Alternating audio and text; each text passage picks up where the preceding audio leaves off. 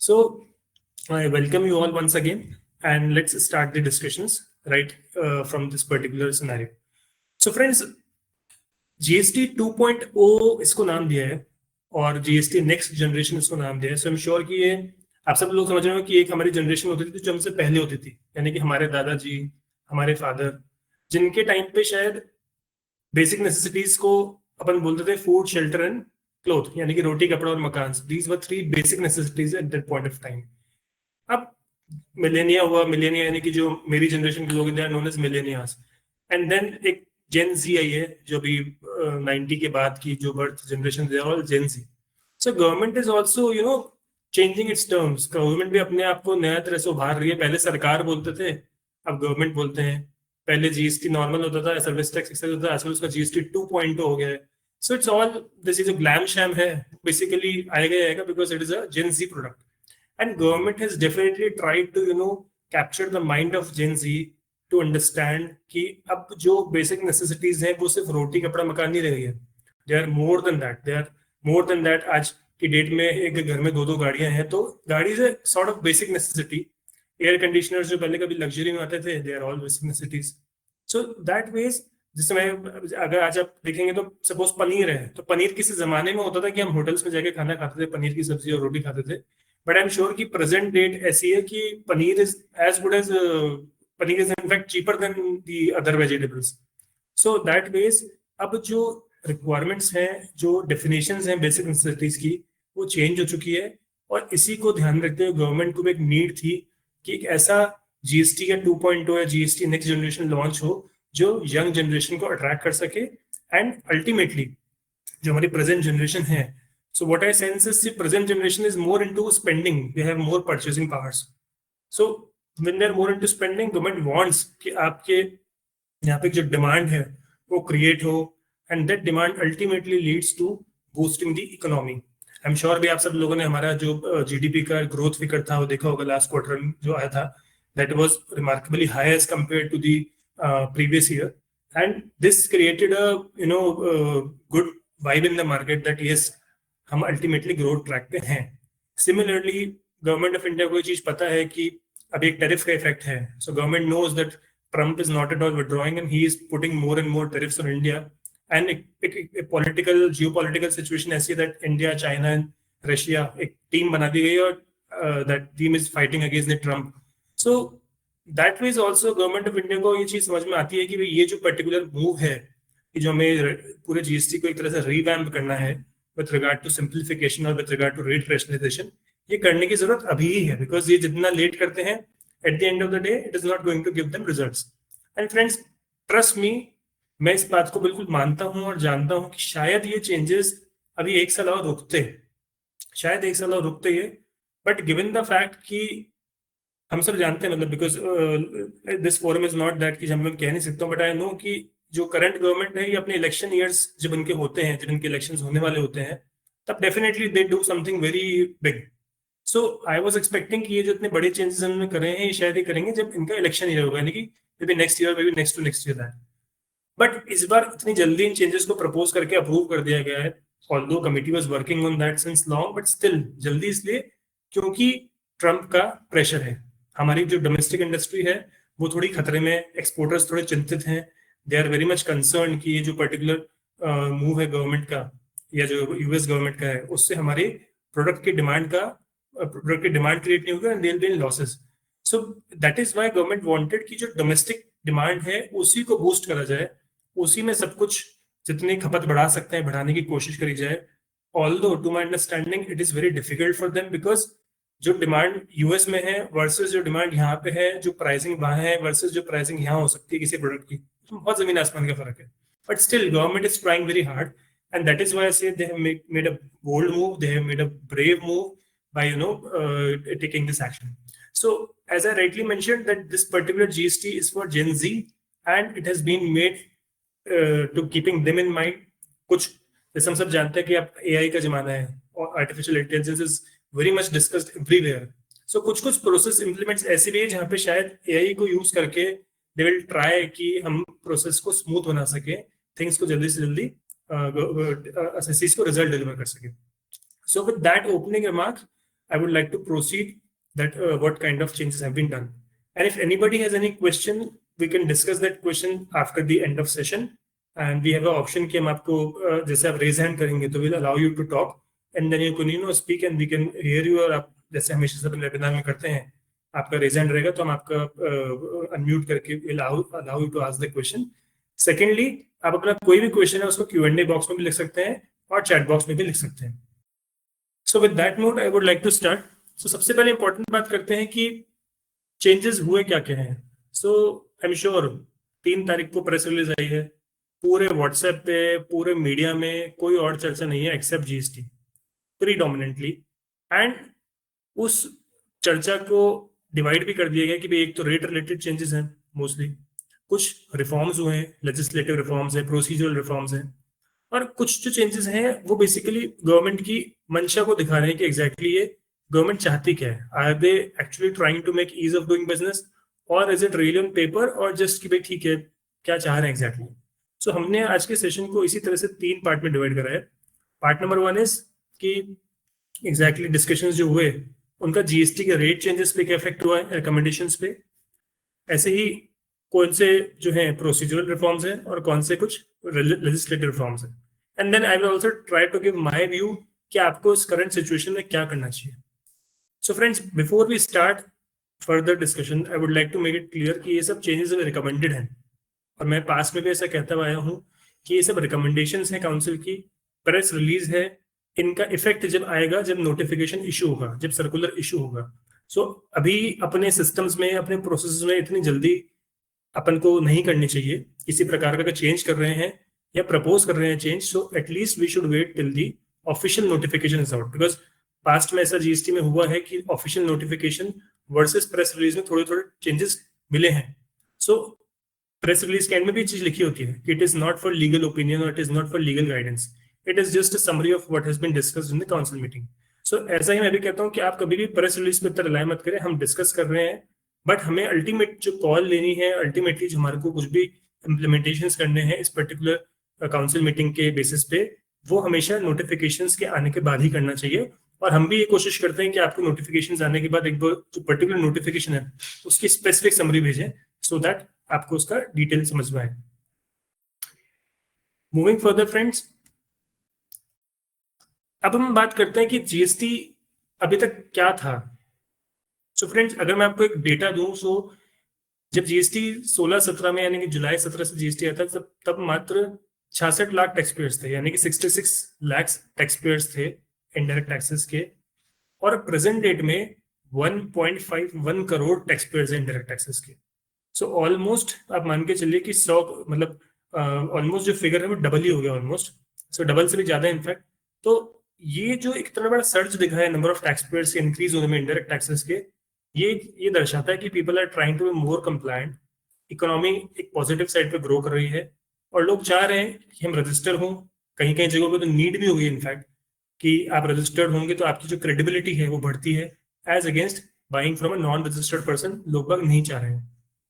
दूसरा important fact मैं आपको बताऊंगा फ्रेंड्स की जो ग्रॉस कलेक्शन है वो 22.08 लाख करोड़ का रहा है. ग्रॉस कलेक्शन यानी कि सालाना कलेक्शन, इसमें मंथली एवरेज आप निकालेंगे तो 1.84 lakh crore rupees monthly average है. और ये फिगर्स अगर आप पास्ट की न्यूज उठा के देखेंगे तो जीएसटी के फिगर्स कलेक्शंस के एक पर्टिकुलर टाइम ऐसा आया था जब रिकॉर्ड तोड़ रहे थे नॉन स्टॉप. हर महीने का कलेक्शन पिछले महीने के कलेक्शन से ज्यादा होता था.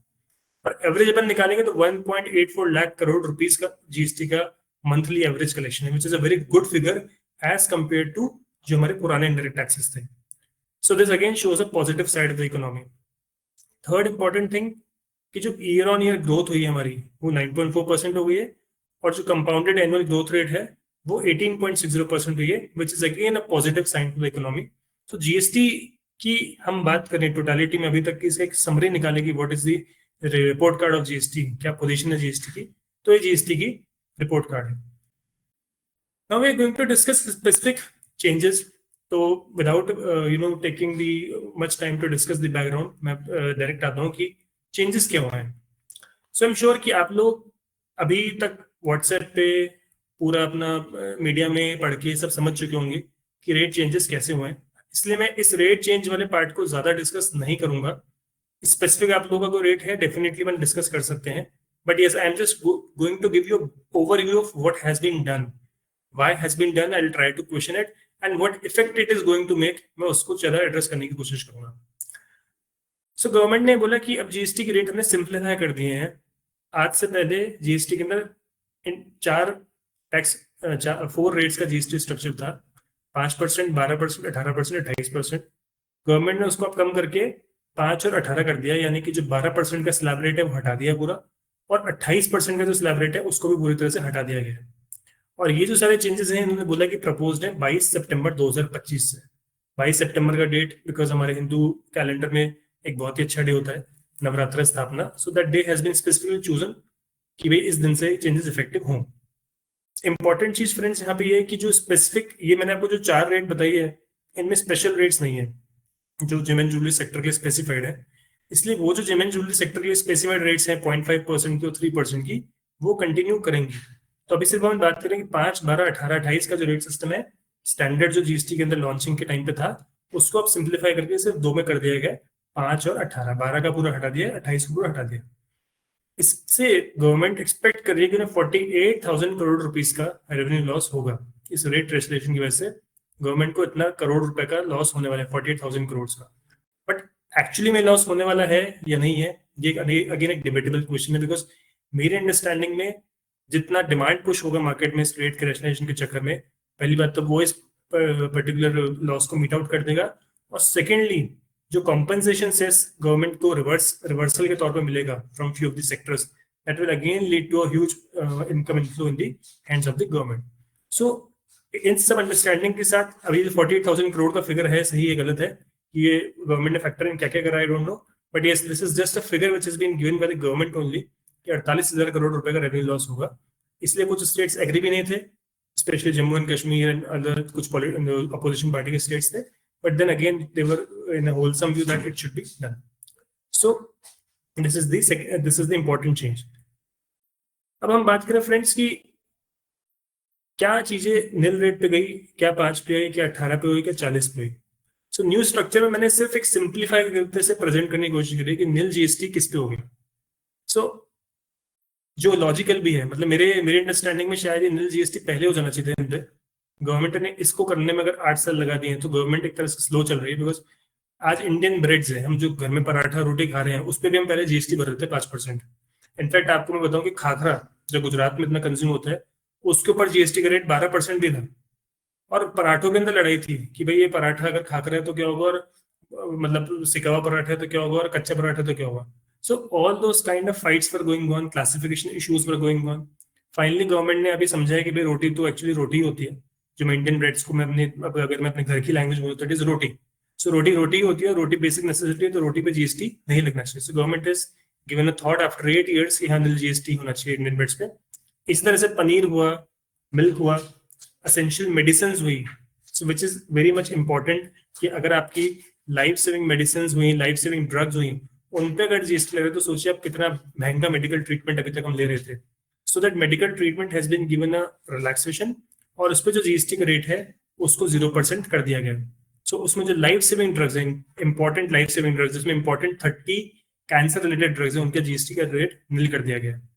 इसी तरह से एजुकेशनल मटेरियल्स और जैसे notebook, pencil, sharpener, rubber, pen, जिन पे पहले जीएसटी लगता था वो सब पे जीएसटी नील कर दिया गया है। और इसी तरह से मेडिकल कंज्यूमेबल्स होते हैं जो अगेन बेसिक नेसेसिटी का पार्ट होते हैं, उसको भी नील कर दिया गया। तो टू माय सरप्राइज मैं जब प्रेस रिलीज पढ़ रहा था, रिकमेंडेशंस देख रहा था, तो मैं सोच रहा था मैंने गवर्नमेंट को ये चीज समझने में कि ये तो बिल्कुल बेसिक नेसेसिटीज हैं, रोटी मतलब ब्रेड्स हुई या मेडिसिन हुई, मेडिकल ट्रीटमेंट हुआ, इन पे जीएसटी शायद काफी पहले हट जाना चाहिए था, या शायद होना ही नहीं चाहिए था।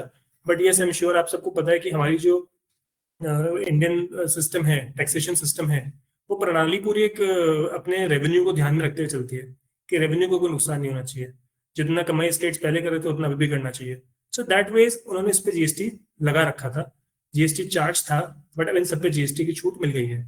अभी भी मैं आपको एक फ्रेंड्स बात बताऊं तो पनीर और चीज में फर्क करें इनमें। तो जैसे आज हम अमूल का चीज लेके आते हैं और एक हम पनीर लेके आते हैं, पनीर पे जीएसटी का रेट 0% करा है, चीज पे जीएसटी का रेट 5% करा है। इसी तरह से आप देखेंगे टूथपेस्ट फॉर एग्जाम्पल, क्योंकि मैंने पूरी लिस्ट यहाँ पे नहीं दी है, तो अगर आप देखेंगे तो जो इन्होंने टूथपेस्ट है उस पर रेट 5% करा है, बट जो माउथ वॉश है उस पर रेट 12% 18% करा है। सो मैं इस पूरे प्रेस रिलीज को देख के और इनके एफएक्यूज को देख के बात समझ पाया कि अल्टीमेटली गवर्नमेंट ने घर की रोजमर्रा की चीजों में भी सेग्रीगेशन कर दिया है कि भाई हो सकता है कि मेरे दादाजी हैं, उन्हें माउथ वॉश डॉक्टर ने प्रिस्क्राइब कर रखा बिकॉज उनके दांत नहीं है, या मान लीजिए मेरा जो बेटा है वो बोलता है कि नहीं मुझे तो टूथपेस्ट ही प्रिस्क्राइब करेगा, हम भी टूथपेस्ट ही करते हैं। सो इन दैट केस गवर्नमेंट ने ये भी इसमें ध्यान रख के करा है कि नहीं, कुछ चीजें आप लग्जरी में अभी भी माने, ऐसा नहीं है कि सब चीजें नेसेसिटी है। उन्होंने बिल्कुल सेग्रीगेट करा कि नेसेसिटी तो सिर्फ यही होता है जो आप रूटीन में सुबह से लेकर के शाम तक एक आदमी जो नॉर्मल काम करता है, दैट इज नेसेसिटी। उसके अलावा जो आप लोग चीजें कर रहे हैं वो सब नेसेसिटी से बाहर है। यानी कि जैसे मैंने आपको एक एग्जांपल दिया कि toothpaste versus mouth wash, purpose same है दोनों का, बट अल्टीमेटली जीएसटी रेट में फर्क अभी भी मौजूद है इस रिकमेंडेशन के बाद भी। इसी तरह से जो 5% जीएसटी के आइटम्स हैं उसमें सारे जो हम कह सकते हैं जो नया स्लैब बना है 5% का, तो वो 5% का स्लैब ऐसे बना है फ्रेंड्स की कुछ 12% के आइटम थे जो 5% में शिफ्ट करे, कुछ 5 में एग्जिस्टिंग या जो 18% के आइटम थे उनको भी इनफैक्ट 5% में शिफ्ट करा, और ऐसे करके उन्होंने 5% का स्लैब बनाया। सो 5% का जो स्लैब है वो ये कहता है कि हमारे को कंज्यूमर गुड्स बोला जाए। सो बाय कंज्यूमर गुड्स जैसे आपके जो डेली यूज के सोप्स हुए, शैम्पू हुए, टूथपेस्ट हुए, वो सब 5% में गए। इस तरह से किचन के जितने आइटम्स होते हैं जो एक हाउसवाइफ को जरूरत होती है सब चीजों की, वो मोस्टली 5% में गई। Process foods, hair oil, bicycle, drinking water, package drinking water पहले जीएसटी का 12% था, उसको उन्होंने कम करा which is a good thing, 5% करा। फर्टिलाइजर्स, मोस्टली जो एग्रीकल्चर इक्विपमेंट्स हैं वो सभी 5% में कर दिए। सो बहुत ही सोच समझ के लॉजिकल अंडरस्टैंडिंग के साथ इस बार शायद रेट रेसोनेशन कराए, एक इंसान की डेली लाइफ को समझते हुए कि भाई अगर आम इंसान है सुबह उठेगा, हालांकि उन्होंने अपनी खुद की मतलब किसी नेता की लाइफ को बैकग्राउंड नहीं बनाया कि नेताजी की लाइफ तो अलग ही थोड़ी और इट इज मोर लैविश। सो उनके हिसाब से नहीं सोचा, उन्होंने एक आम आदमी के हिसाब से सोचा, और आम आदमी के हिसाब से सोच की अंडरस्टैंडिंग है कि नहीं इसमें नील जीएसटी होना चाहिए, ये डेली बेसिक नीड्स है ह्यूमन बींग की, और ये 5% जीएसटी होना चाहिए। इसी तरह से फ्रेंड्स इंपॉर्टेंट बात ये है कि आज की डेट में सरकार ये मानती है, और जो मैं तो काफी टाइम से मानता हूँ कि एसी हुआ, छोटी छोटी गाड़ियां हुई, ट्रक हुए, एम्बुलेंस हुई, बस हुआ, मोटरसाइकिल हुआ, ये सब चीजें कभी भी बेसिक नेसेसिटी, मतलब इन्हें आप लग्जरी आइटम्स नहीं कह सकते हो, इट इज नॉट लग्जरी। आज की डेट में अगर हम कार्स की पोजीशन देखें तो हर घर में दो दो गाड़ियां हैं। मेरे खुद के घर में मेरे फादर की अलग गाड़ी है, मेरी वाइफ की अलग गाड़ी है, मेरी अलग गाड़ी है, क्योंकि जरूरत है वो। ऐसा नहीं कि किसी पास फंड ज्यादा हो रहा है, it is just because there is a need. उसको अपने ऑफिस जाना है, उसको अपनी कार चाहिए, मुझे अपने ऑफिस जाना है, मुझे कार चाहिए, मेरे फादर को अपने ऑफिस जाना है, उनको अपनी कार चाहिए। So car is no more a luxury, it is a necessity. मैं एग्जाम्पल देके आपको ये समझाना चाह रहा हूँ। इसी तरह से आप देखिए मोटरसाइकिल जैसी चीज होती है जिसपे किसी टाइम पे 18% की जगह 28% जीएसटी लग रहा था, वो मोटरसाइकिल हिंदुस्तान में मेरे ख्याल से हीरो होंडा से पहले भी कोई राजदूत वगैरह करके बुलेट बाइक्स आती थी, तब से मोटरसाइकिल का चलन है। साइकिल के बाद सीधे मोटरसाइकिल ही आई थी, बट उसका जीएसटी का रेट बहुत ज्यादा था अभी भी। सो गवर्नमेंट हैज अंडरस्टूड कि मोटरसाइकिल को तो एटलीस्ट जब गाड़ी 18% पे जीएसटी पे आएगी तो मोटरसाइकिल तो आनी ही चाहिए। So that is why 350 cc तक की मोटरसाइकिल्स हुई, छोटी गाड़ियां हुई 1500 सीसी तक की, 1200 सीसी तक की, जिसमें अपनी मोस्टली आप मान के चलिए कि क्रॉस ओवर्स हुई, ये सब कवर हो जाती है, छोटी गाड़ियां कवर हो जाती है।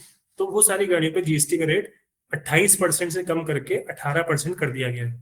इसी तरह से आप देखेंगे कि बसेस हुए, ट्रक्स हुए, एम्बुलेंस हुए, जिन पे सब पे पहले 28% जीएसटी था, वो कम करा है। हालांकि मैं इसमें एम्बुलेंसेस पे 18% जीएसटी लगने में अभी भी थोड़ा सा मेरे को रिजर्वेशन है, बिकॉज एम्बुलेंस एक ऐसी चीज है जो actually medical plant and machinery कह सकते हैं अपन उसको। वो कोई व्हीकल ऐसा नहीं है कि उसमें बैठ के इंसान को घूमने निकलता है, it is essential medical thing. Fire brigade हुई, एम्बुलेंस हुई, ये सब चीजें कोई कस्टमाइज होकर बनती है। These are not, they can not be compared with motor vehicles or say for example luxury cars. सो उन पे जीएसटी का रेट अभी भी 18% रखना थोड़ा सा नेगेटिव पॉइंट है, but yes government is still thinking कि इन पे होना चाहिए, मे बी बाद में सोचे। इसी तरह से इंपॉर्टेंट बात ये फ्रेंड्स, कंज्यूमर इलेक्ट्रॉनिक्स। अब देखिए आज कौन से घर में एसी नहीं है, टीवी नहीं है, रेफ्रिजरेटर नहीं है, इन पे जीएसटी की रेट पहले बहुत ज्यादा थी, 28% जीएसटी की रेट में आते थे। अब गवर्नमेंट ने इस चीज को पूरा संज्ञान लिया है, रेट रेशनलाइजेशन कराया, और इन पे भी रेट जो है 18% ही कर दिया। सो स्टैंडर्ड रेट 18% में ऐसी कवरेज मिली है। अब एक बात, आप अपनी लाइफस्टाइल को आप सोच के देखें तो आप ये पाएंगे कि अब ये 3-4 चीजें इंसान की दिन भर की जिंदगी में चलती है। या तो उसका खाना खा रहा है, दूध पी रहा है, पनीर खा रहा है, या कोई किसी घर में बीमार है, कोई तो दवाइयाँ खा रहा है। फिर जीएसटी में फिर आप जो उन सबको 0% कर दिया, 5% जीएसटी कर दिया, जो बाकी घर की चीजें होती है, किचन वेयर, कंज्यूमर गुड्स, ये सब 5% में आ गए। आपका घर थोड़ा अच्छा है तो ठीक है, उसमें गाड़ियां भी है, बाइक भी है, टीवी, एसी, फ्रिज सब है, तो उस पर 18% जीएसटी। अब गवर्नमेंट ने एक कैटेगरी निकाली, लग्जरी।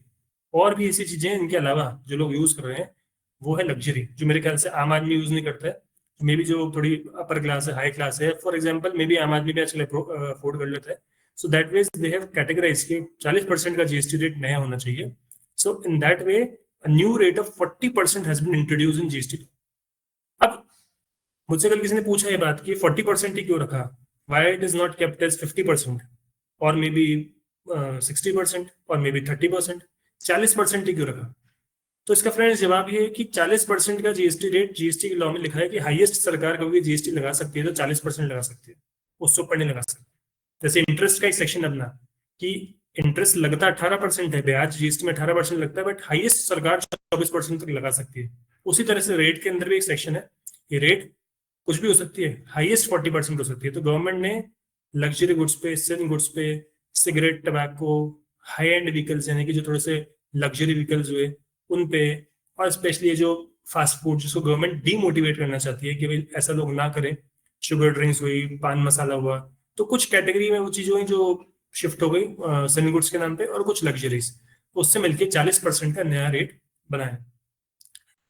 इम्प्लीमेंटेशन की अगर बात करें तो फ्रेंड्स ये मिस्टेकनली मेंशन कर दिया मैंने सितंबर 3 और 4 को काउंसिल मीटिंग में, बट काउंसिल मीटिंग सिर्फ एक दिन में खत्म हो गई थी।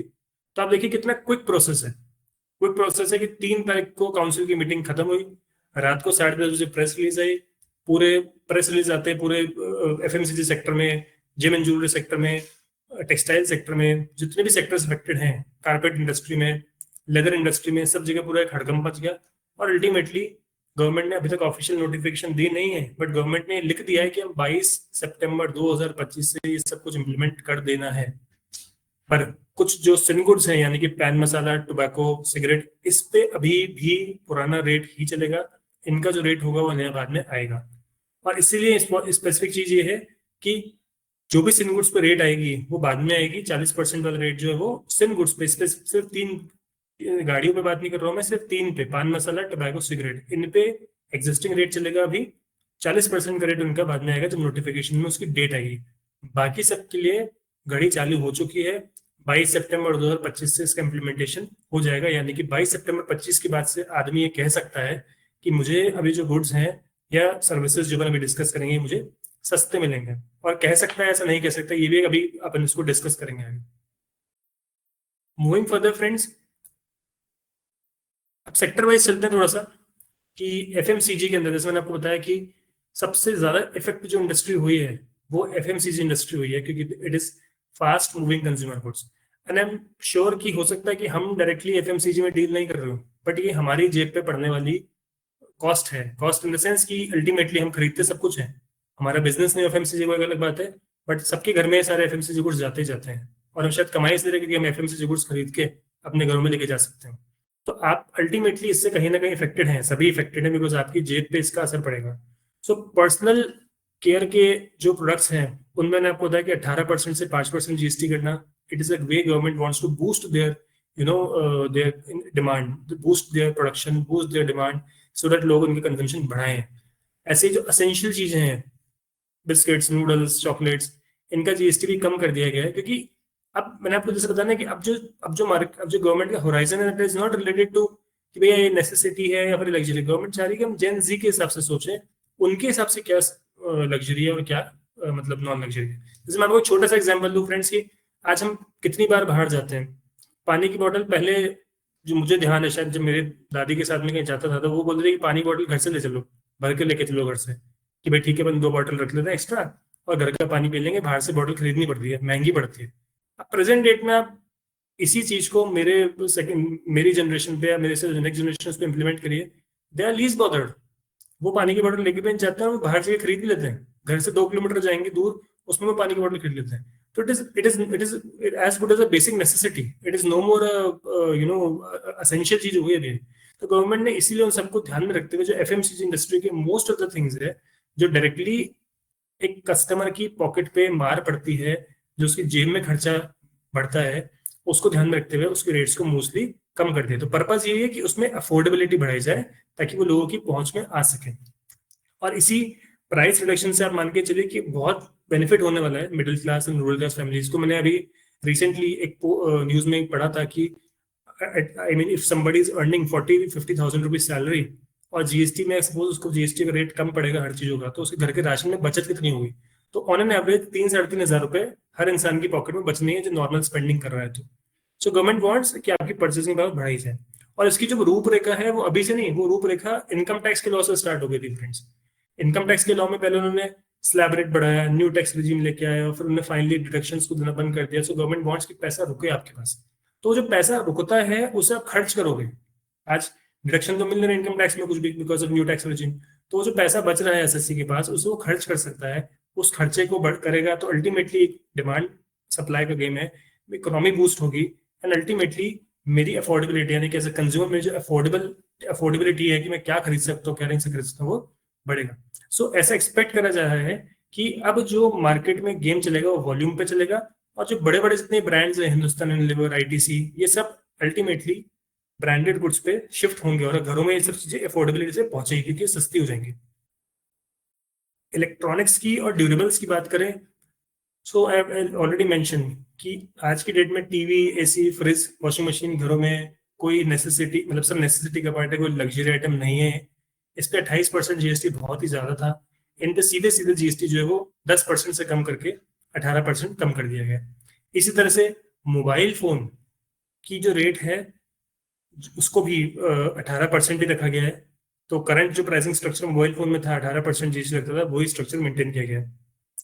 तो इससे समझ में आ रहा है कि जितनी भी इलेक्ट्रॉनिक इंडस्ट्री है उसके मार्केट को बूस्ट मिलेगा, उनको डिमांड जो है वो ज्यादा मिलेगी। और स्पेशली नवरात्रि सीजन में ये सब एक्शन लेना, गवर्नमेंट को पता है कि अल्टीमेटली इनकी सबसे ज्यादा जो एक तरह से मार्केट उठता है इन चीजों का वो नवरात्रि में, दिवाली में उठता है। So that means government is projecting a good move in the boost in the economy. अब बात करते हैं हेल्थ केयर सेक्टर की फ्रेंड्स। तो हेल्थ केयर सेक्टर एक ऐसा सेक्टर होता है जहाँ पे ऑब्जेक्टिव अलग होता है गवर्नमेंट का। गवर्नमेंट चाहती है कि सबको स्वास्थ्य सुविधाओं की प्राप्ति हो। ऐसा नहीं कि किसी किसी प्रकार से कोई भी स्वास्थ्य की सुविधाओं से वंचित रह जाए। That is not the objective of government. So अभी तक क्या हो रहा था कि ये सब चीजें बहुत महंगी थी।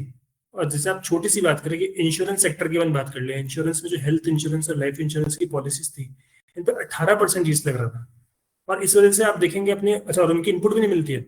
जैसे अगर आप सेक्शन 17(5) देखेंगे जीएसटी एक्ट का, तो उसकी इनपुट भी नहीं मिलती है और उन पर 18% जीएसटी भी लग रहा था। सो दैट मीन्स मेरे लिए जो एज अ कंज्यूमर मैं एक आदमी हूँ, या सपोज फॉर एग्जाम्पल बिजनेस में भी कुछ सोच रहा हूँ, तो मुझे इनपुट का पूरा पूरा नुकसान है और महंगा प्रीमियम है। इस वजह से लोग इसको लेना नहीं चाह रहे थे। कोई अगर लाख रुपए का प्रीमियम है तो 18,000 रुपए जीएसटी उसको देना पड़ता है उसमें। सो दैट मीन्स इनको इस चीज को निल कर देना बहुत ही अच्छा मूव है, बहुत ही इंपॉर्टेंट मूव है। बिकॉज गवर्नमेंट चाहती है कि सबकी लाइफ सिक्योर हो। अल्टीमेटली इंश्योरेंस में अगर रिलीफ नहीं दोगे तो फिर कैसे गवर्नमेंट एक्सपेक्ट कर सकती है कि लोग बाग इन प्रोडक्ट्स को खरीदें, अपने जीवन को सिक्योर करें, अपना भविष्य सिक्योर करें, अपने बच्चों को भविष्य सिक्योर करें। इस तरह से जो लाइफ सेविंग ड्रग्स मैंने बताया था फ्रेंड्स की इतनी इंपॉर्टेंट चीजें हैं कि आज एक किसी के पास अफोर्डेबल है, ठीक है, डेफिनेटली वो खरीद सकता है दवाइयां सारी। किसी की अफोर्डेबिलिटी नहीं है, उसके लिए चैलेंज होता है। तो उन लाइफ सेविंग ड्रग्स को लाइफ सेविंग इसलिए कहा जाता है क्योंकि उससे इंसान की जिंदगी अल्टीमेटली बच रही है। तो उस पर जीएसटी को पूरी तरह से माफ कर दिया गया, विच is a very important thing. और इससे जो पेशेंट्स हैं, यानी जिसमें डायबिटीज की मेडिसिन भी होती हैं, कैंसर की मेडिसिन भी होती हैं, बीपी की मेडिसिन भी होती हैं, हार्ट की मेडिसिन भी होती हैं, तो सब पे पेशेंट्स की जो पॉकेट अल्टीमेटली उसमें सेविंग होगी एज ए कंज्यूमर। और ऐसे ही हॉस्पिटल्स मेडिकल डिवाइसेस खरीदते हैं, बहुत सारी मशीन्स खरीदते हैं, एक्सरे मशीन्स, टीएमटी मशीन, जितने भी तरह की मशीन्स को खरीदते हैं for the purpose of giving medical facilities. उन सब पे भी जीएसटी का रेट जो है वो कम करके 5% किया है, सो दैट कस्टमर की जेब पे बाहर कम पड़े। देखिए फ्रेंड्स, आपको पता होगा कि जो जीएसटी का नियम है एक सीधा साधा, कि अगर अल्टीमेटली जो सर्विसेज हैं वो एग्जेम्प्ट हैं, तो सिचुएशन में जो भी जीएसटी का खर्चा कंपनी या हॉस्पिटल वहन करता है वो अपनी कॉस्ट में उसको इंक्लूड कर लेता है। तो अगर मान लीजिए पहले के टाइम में अगर हॉस्पिटल की मशीन पे जीएसटी 18% लग के आ रहा था, तो कस्टमर से तो जीएसटी ले नहीं सकता था क्योंकि हॉस्पिटल की सर्विसेज एग्जेम्प्ट है। तो अल्टीमेटली हमें जो बिल मिलता था हॉस्पिटल से, वो कॉस्ट में जीएसटी 18% का कंपोनेंट शामिल होता था। क्योंकि वो नॉन क्रेडिटेबल जीएसटी था और हॉस्पिटल की सर्विसेज एग्जेम्प्ट थी। तो इसीलिए बहुत इंपॉर्टेंट मूव है कि उस जो स्वास्थ्य क्षेत्र में जो सुविधाएं हैं उसको कैसे इजी किया जाए, कैसे उन्हें मतलब अफोर्डेबल किया जाए। That is why it has been done कि जो गवर्नमेंट है उन्होंने इसको कम करा है, मेडिकल डिवाइसेस के रेट को कम कर दिया है और इसमें most of the devices cover है। अच्छा, मैं एक इंपॉर्टेंट बात आपको और यहाँ बताना चाहूंगा before I proceed to agriculture sector, या एग्रीकल्चर सेक्टर को डिस्कस करने की बात अपन कर लेते हैं। सो एग्रीकल्चर सेक्टर की अपन बात करें तो गवर्नमेंट ने बड़ी ही इंटेंशनल से, अब जैसे अपन देखें तो हिंदुस्तान की शायद 70 से 75% जो पॉपुलेशन है वो एग्रीकल्चर पे डिपेंडेंट है। बिल्कुल बात सही है, बट स्टिल अगर आप देखें तो agriculture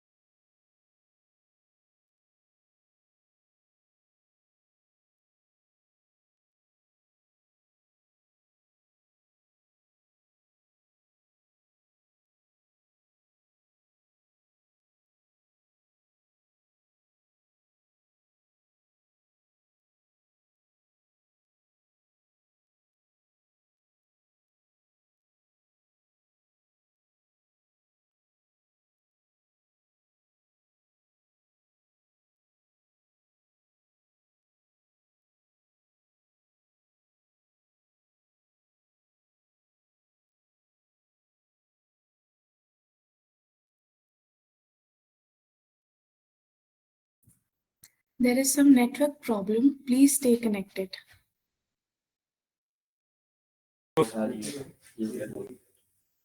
Neha ji, am I audible? Yes, are you audible? Okay, तो friends I am really sorry, I think कुछ बीच में नेटवर्क इशू हो गया था, so my voice was not audible, but अभी ऑडिबल है। अगर ऑडिबल नहीं हो तो प्लीज़ आप मैसेज में डाल दीजिएगा कि वॉइस ऑडिबल नहीं है। तो Neha ji, can you tell me कहाँ से ऑडिबल नहीं थी so that I can retake it? Health care से? Yes, sir, from healthcare. Okay, so friends, just I will have a like 1 minute to summarize this. So healthcare sector में I was saying कि government ने insurance policies के अंदर relief देना बहुत जरूरी था, बिकॉज इंश्योरेंस आज के डेट में गवर्नमेंट चाहती है कि भविष्य सिक्योर हो, सबका सिक्योर हो, और इंश्योरेंस आदमी अगर नहीं कराएगा बिकॉज ऑफ दिस थिंग कि 1 लाख के जीएसटी, 1 लाख के प्रीमियम के ऊपर 18,000 जीएसटी पे करना पड़ता है। So that was a very critical situation जिसकी वजह से लोग इंश्योरेंस नहीं करा रहे थे। So, उसको बहुत ही स्मार्ट एंड वेलकम मूव है कि उसके जीएसटी को पूरा माफ कर दिया गया। इसके अंदर भी उन्होंने इंपॉर्टेंट बात ये बोली कि जो ग्रुप इंश्योरेंस होगा वो कवर नहीं होगा। जैसे आप लोग भी काफी जने ऑफिस में आपने ग्रुप इंश्योरेंस ले रखा होगा अपने स्टाफ के लिए, तो अगर ग्रुप इंश्योरेंस है उस पर जीएसटी अभी भी लगेगी, बट इंडिविजुअल इंश्योरेंस पॉलिसीज है, इंडिविजुअल हेल्थ इंश्योरेंस पॉलिसीज है, उसके ऊपर जीएसटी एग्जेम्प्ट कर दिया गया है और उनके री इंश्योरेंस पे भी एग्जेम्प्ट कर दिया गया। कल एक बात डिस्कस हो रही थी ऐसी किसी से कि यार आप इंश्योरेंस प्रीमियम आज दें या फिर 22 सितंबर के बाद दें। मतलब 22 सितंबर के बाद तो इंश्योरेंस का प्रीमियम हो सकता है ₹1,00,000 लगे, और अभी देंगे तो 1,18,000 लेंगे। तो बहुत ही वैलिड क्वेश्चन है, बिकॉज उस पर डिपेंड करेगा कि इंश्योरेंस कंपनी ने आपका जो इंश्योरेंस नोट है यानी कि जो प्रीमियम की डिमांड है वो कब रेज करी है, आपने उसका पेमेंट कब करा है।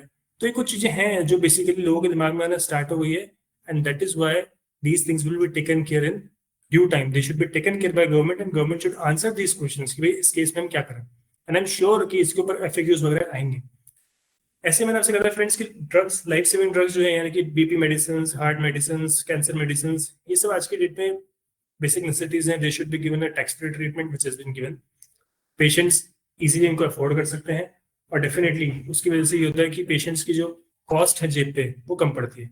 मेडिकल डिवाइसेस के लिए मैंने आपको ये बताया कि 12-18% लगता था पहले, जो हॉस्पिटल के अंदर इक्विपमेंट्स होते हैं, चाहे बेड्स हो हॉस्पिटल के, चाहे एक्सरे मशीन हो, कैंसर की टेस्टिंग की मशीन हो, बीपी मशीन हो, सब पे इतना इतना जीएसटी लग रहा था। और वो because at the end of the day अगर जो फाइनल हॉस्पिटल की सर्विसेज हैं वो खुद ही पूरी की पूरी एग्जेम्प्ट है, तो सारी जीएसटी की इनपुट ब्लॉक होती थी हॉस्पिटल के लिए, और हॉस्पिटल उस अपनी कॉस्ट में फैक्टर इन करके अपने जो फाइनल कस्टमर्स यानी फाइनल पेशेंट्स होते थे उनको बिलिंग ज्यादा की करते थे। अब अल्टीमेटली जब उन्हें कॉस्ट कमाएगी तो शायद ये पोजीशन होगी कि वो बिलिंग जो है वो बिल अमाउंट जो होगा वो कम होगा और उनको जो बेनिफिट है वो पेशेंट्स को इजीली मिल जाएगा, अफोर्डेबल हो जाएगा।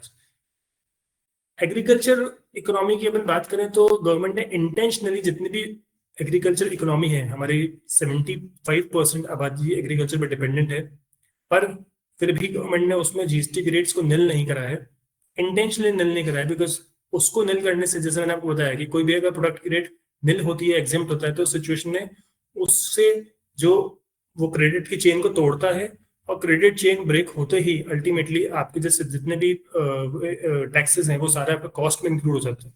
तो गवर्नमेंट ने बिल्कुल इंटेंशनली सोच समझ के करा कि इसको हमें टैक्स फ्री नहीं करना है, सब पे जीएसटी का रेट रखेंगे, कुछ ना कुछ रेट रखने के बाद अल्टीमेटली जो भी होगा उससे एग्जाम्पशन की सिचुएशन में क्रेडिट का ब्लॉकेज नहीं होगा और चीजें जो है वो सस्ती रहेंगी।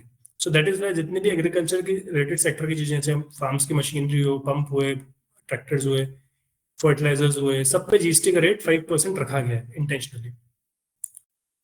अब बात करते हैं फोर्ड ऑटोमोबाइल्स की। जैसे मैंने आपको पहले बताया कि ऑटोमोबाइल्स में बहुत ही बड़ा रिलीफ मिला है। 350 सीसी से नीचे की मोटरसाइकिल या मान लीजिए फॉर एग्जांपल 1200 सीसी की पेट्रोल की कार से नीचे कार और 1500 सीसी की डीजल की कार, सब पे जीएसटी का रेट 28 से सीधा 18% कर दिया गया है। कॉम्पनसेशन सेस के नाम पे जो एक सेस लगता था पहले 22% का, उसे पूरा पूरा उड़ा दिया गया है, खत्म कर दिया गया इनके ऊपर से। So now there is no compensation cess, flat 18% GST will be charge.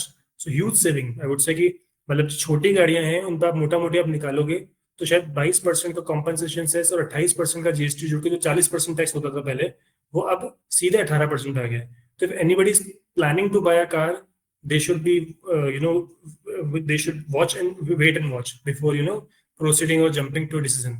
मैं शायद यहाँ पे ये भी कह सकता था कि आप खरीदना ही बाद में, बट मैंने इसलिए ऐसा नहीं कहा क्योंकि मेरा एक रीजन है जो मैं आपको बताऊंगा आगे कि आप अभी वेट एंड वॉच रखो।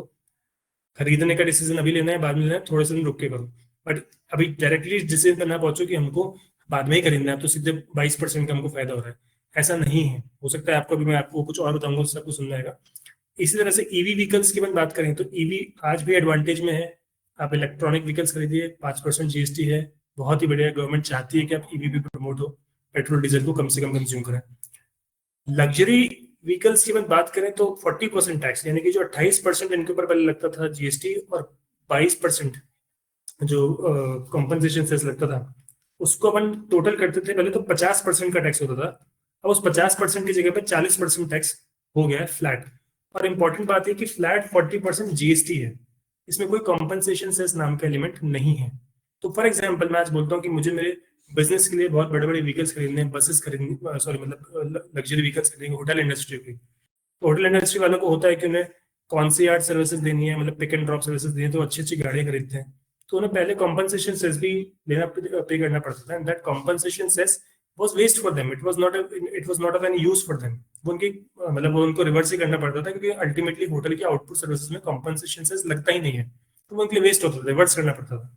नाउ गवर्नमेंट इज सेइंग कि आप सीधे 40% जीएसटी लीजिए, पूरा कॉम्पनसेशन सेस के नाम से कुछ नहीं होगा, तो अल्टीमेटली आप इनपुट पूरा ले सकते हैं subject to industry. Because I am sure आपको पता होगा कि 13% से 13 लोगों से कम के व्हीकल की इनपुट नहीं मिलती है, बट कुछ इंडस्ट्री स्पेसिफिक चीजें अगर हैं तो वहां मिलती है।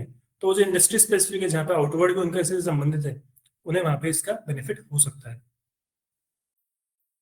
अब सब कुछ हो गया, खाना हो गया, पीना हो गया, सब कुछ हो गया, इनफैक्ट मेडिकल भी हो गया। गवर्नमेंट ने सोचा फाइनल बच गया मकान। चाहती है कि सरकार की आप अपना घर बनाए, सब कुछ कराए, बहुत ही इंपॉर्टेंट डिमांड, बहुत ही सालों से पेंडिंग। अब फाइनली जाके गवर्नमेंट को समझ में आया कि 28% टैक्स की रेट सीमेंट पे लगाना, जो बेसिक चीज है जिससे घर बन रहे हैं, वो बहुत ही ज्यादा है। इसलिए नए जो सीमेंट की रेट है वो मात्र 18% है। किसी भी प्रकार की सीमेंट हो उस पर 18% की जीएसटी की रेट है। और इसी तरह से आज घरों में जो घरों की जो कॉस्ट होगी, कोई घर अफोर्डेबल हो जाएंगे, ऐसा एंटिसिपेट करा जा रहा है कि ऑल ऑन एवरेज 3 से 4% इस सीमेंट की जीएसटी के रेट के चक्कर में ही, मतलब 7 to 8% जो है वो कंस्ट्रक्शन कॉस्ट में फायदा होगा, रिडक्शन होगा। सो दैट मीन्स मैं कहना चाह रहा हूँ कि ये बहुत इंपॉर्टेंट मूव है, not just for the consumers but for industry also. आज इतने बड़े बड़े बिल्डर्स हैं, सब लोग 28% का जीएसटी चार्ज करते हैं, मतलब 28% का जीएसटी पे करते हैं सीमेंट पे, और eight the end of the day उन्हें उसकी इनपुट नहीं मिलती है, क्योंकि अफोर्डेबल बना रहे हो तो आप 1% चार्ज करोगे, नॉन अफोर्डेबल 5% चार्ज करोगे जीएसटी कस्टमर से, और वो सब विदाउट आईटीसी की रेट से, ये सारा सब कुछ वेस्ट होता है।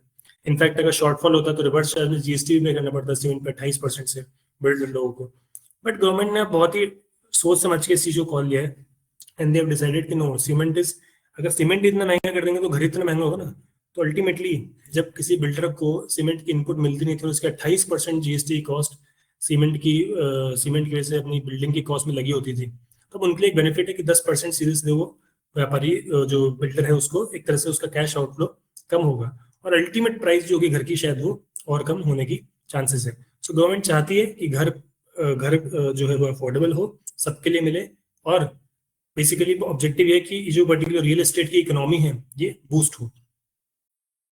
गुड्स का फ्रेंड्स आई थिंक अपन को ज्यादा डिस्कस करने की जरूरत है नहीं, बिकॉज आई मीन अपन सब समझते हैं कि सिंगल गुड्स होते ही इसलिए कि गवर्नमेंट उनको डीमोटिवेट करना चाहती है, और इसीलिए जो पुराने स्ट्रेटेजी है for the purpose of tobacco and pan masala वो कंसिडर कंटिन्यू करी गई है। उनके ऊपर जो नया रेट आएगा वो बाद में बताया जाएगा। आज भी उन पे सेस लगता है 28% जैसे लगता है, वो कंटिन्यू करेगा, मगर 40% होगा भविष्य में। वो भविष्य में कब होगा वो गवर्नमेंट बताएगी। जितनी भी शुगरी ड्रिंक्स होती हैं, कोका कोला, पेप्सी टाइप्स की, ये सारी 40% में रहेगी। और रेवेन्यू की स्ट्रैटेजी है कि इससे गवर्नमेंट अपना जो लॉस होगा रेवेन्यू का उसको थोड़ा सा ऑफसेट करना चाह रही है। सो अगर हम ओवरऑल पोजीशन निकालें फ्रेंड्स, तो आज की डेट में जो विनिंग सेक्टर्स हैं वो हैं FMCG, consumer durables, small cars वाले, ईवी वाले, health care, agriculture, construction sector. और आप इन सबको अगर एक ब्रैकेट में डालोगे तो आप ये पाओगे कि ये सारी जेन जी की रिक्वायरमेंट है आज के डेट में। इसलिए जीएसटी का जो नाम है वो है ही जेन जी, जेन नेक्स्ट, जेन जी या जीएसटी 2.0। और जो लूजर्स रहे वो रहे सारे luxury, tobacco industry, gaming, casino, क्योंकि उनके ऊपर भी रेट 28% कर दी गई है। तो इसीलिए वो मैंने अभी यहाँ चर्चा नहीं करी, because that is not relevant for our discussion as of now. But जो कल मैंने आप लोगों को नोट भेजा है पूरा डिटेल में, फुल डिटेल, उसमें आप हर प्रोडक्ट की जीएसटी की रेट और रेट का पूरा एचएसएन वाइज, क्लासिफिकेशन वाइज दे रखा है, तो वहां पे आप रेट को आइडेंटिफाई कर सकते हैं। मोस्ट इंपॉर्टेंट बात फ्रेंड्स ये है कि किसी भी तरह से जब तक ऑफिशियल नोटिफिकेशन ना आए अपने आप इम्प्लीमेंटेशन ना करें, बिकॉज इम्प्लीमेंटेशन ऑफिशियल नोटिफिकेशन के बाद ही होनी चाहिए मेरी समझ में। और अगर वो ऑफिशियल नोटिफिकेशन की लैंग्वेज अगर चेंज होती है और अभी आपने अपने सिस्टम्स में इम्प्लीमेंटेशन कर दिया, आपने स्टॉक में इम्प्लीमेंटेशन कर दिया, अपनी एमआरपीज में इम्प्लीमेंटेशन कर दिया, तो वो बहुत ही जल्दी हो जाएगा। ऑल्दो गवर्नमेंट ने टाइम बहुत कम दिया है, 22 सितंबर कोई ऐसा नहीं कि 2 महीने बाद है। सीजन है, सारे व्यापारियों का सीजन है। इनफैक्ट ये तो पूरा तैयारी का सीजन है एक तरह से मैं कहूँ तो। मार्केट में माल पहुंचाना है, सब कुछ, मतलब अल्टीमेटली गवर्नमेंट चाहती है कि उन्हें, व्यापारी चाहते हैं कि सब जगह एकदम से पूरा से सब सारे स्टोर्स भरे रहे ताकि हमारे प्रोडक्ट की जैसी डिमांड है तुरंत अवेलेबिलिटी हो। बट इस स्टेज पे इस पर्टिकुलर मूव को करे गवर्नमेंट ने उस चीज को थोड़ा सा रोक दिया है, बिकॉज अब व्यापारी है, जो मैन्युफैक्चरर है, जो डीलर डिस्ट्रीब्यूटर, समझ नहीं पा रहे हैं कि भाई अभी माल पहुंचाएं, रुके, हमें क्या करना चाहिए। क्योंकि 22 सितंबर के बाद में नया जीएसटी चार्ज होगा, ये क्लियर है। पुरानी जीएसटी की रेट नहीं लगा सकते हैं, तो उन्हें या तो एमआरपी रिवाइज करनी पड़ेगी, ये हो सकता है उन्हें कुछ सप्लीमेंटल एमआरपी देनी पड़े। और जैसे मैं फ्रेंड्स आपको बताऊं कि ये जीएसटी जब आया था 1 जुलाई 17 को, तब भी ये नियम थे। लीगल मेट्रोलॉजी एक्ट जो होता है, जो एमआरपी के कानून को रेगुलेट करता है, उसमें क्लियर कट मेंशन था कि 31 दिसंबर 2017 तक एमआरपी के साथ साथ एक सप्लीमेंट्री एमआरपी भी हो सकती है कि भाई ये तो थी जीएसटी से पहले की रेट, अब बैटिक गुड्स का चेंज हो गया तो ये एक्स्ट्रा आपको हम बेनिफिट दे रहे हैं, यानी कि एमआरपी से कम हुए। एमआरपी से ज्यादा तो हो नहीं सकता, एमआरपी कम हो सकती है। तो बस रिवाइज एमआरपी लगाने का ऑप्शन 31 दिसंबर 2017 तक व्यापारी को दिया गया था, और उसको बढ़ा के 31 मार्च 18 भी किया गया था, इस सोच के साथ कि चलो ठीक है पुराने स्टॉक सारा खत्म हो जाएगा। बट अब जो समय है 22 सितंबर तक का, that is very limited, and at the same time notifications are not in place. So I would say कि यहाँ थोड़ा सा हमें ध्यान रख के आगे बढ़ना है, पहली चीज। सेकेंड चीज, इंपॉर्टेंट बात जो मैं आपसे कह रहा था कि जो ये जितने भी रेट्स के एचएसएन वाइज हम ना जाए, जैसे मान लीजिए अगर प्रेस रिलीज देखेंगे या जीएसटी की नोटिफिकेशन रहेंगे तो उनमें 4 डिजिट एचएसएन कोड दिया हुआ है। 4 डिजिट एचएसएन कोड में हो सकता है 4903 लिखा हुआ, और 4903 के आगे लिखा हुआ है सपोज पेपर पल्प प्रोडक्ट। तो मैं ऐसा कहना चाह रहा हूँ कि आप उस नाम से या एचएसएन को आपका हो सकता है 4903 में, अगर आप 8 डिजिट लेवल पे जाएंगे जो एक्चुअली एचएसएन कोड होता है, तो 8 डिजिट लेवल एचएसएन पे मे बी जो प्रोडक्ट का डिस्क्रिप्शन है वो डिफरेंट हो रहा हो। तो ये हमेशा दोनों को साथ साथ देखना है। ऐसे नहीं देख लेना है कि 4903 आ रहा है तो मेरा भी 4903 2500 में भी सेम रेट होगा या 4903 1500 में भी सेम रेट होगा, ऐसा नहीं पॉसिबल है। ऐसा डिफरेंस हो सकता है कि 4903 5000 जिसमें लिखा है कि अदर पेपर प्रोडक्ट उसमें जीएसटी का रेट अलग हो, और 4903 1200 में कुछ और लिखा है वहां रेट हो सकता है अलग हो। तो हमेशा ध्यान रखना है कि ये जो रेट नोटिफिकेशंस जीएसटी के अंदर आते हैं ये 8 डिजिट लेवल पे नहीं आते हैं, कुछ तो टू डिजिट यानी कि शुरू के 2 चैप्टर का जो कोडिंग होती है उस पर आ जाता है, या मोस्टली 4 डिजिट लेवल पे आता है। इसलिए 4 डिजिट लेवल पर अगर आप चेक कर रहे हो तो उसके साथ में डिस्क्रिप्शन भी पढ़ो। डिस्क्रिप्शन में अगर लिखा है कि सेम प्रोडक्ट आपका है जो आप जिसकी आप रेट चेक करना चाह रहे हो तो ही वो रेट एप्लीकेबल होगी, what ever is the revise rate और न्यू रेट, वरना एप्लीकेबल नहीं होगी। तीसरी इंपॉर्टेंट चीज रेट के बारे में फ्रेंड्स मैं आपको बोलना चाहता हूँ, कुछ लोगों में कंफ्यूजन है इन दिनों कि भाई ये जो रेट चार्ट आया है ये पूरा कॉम्प्रिहेंसिव है, इसमें सब चीजों की रेट कवर हो गई जो प्रेस रिलीज में आया है। तो I would like to make it clear कि ऐसा नहीं है, ऐसा बिल्कुल भी नहीं है।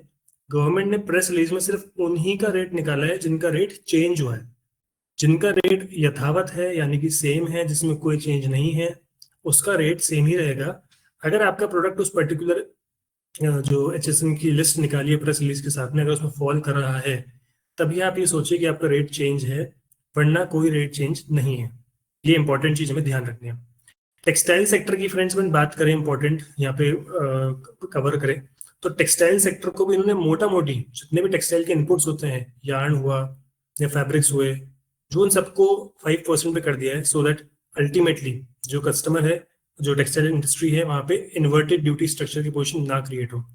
तो इन्वर्जन की पोजीशन क्रिएट होने में एक रिस्क है बहुत बड़ा।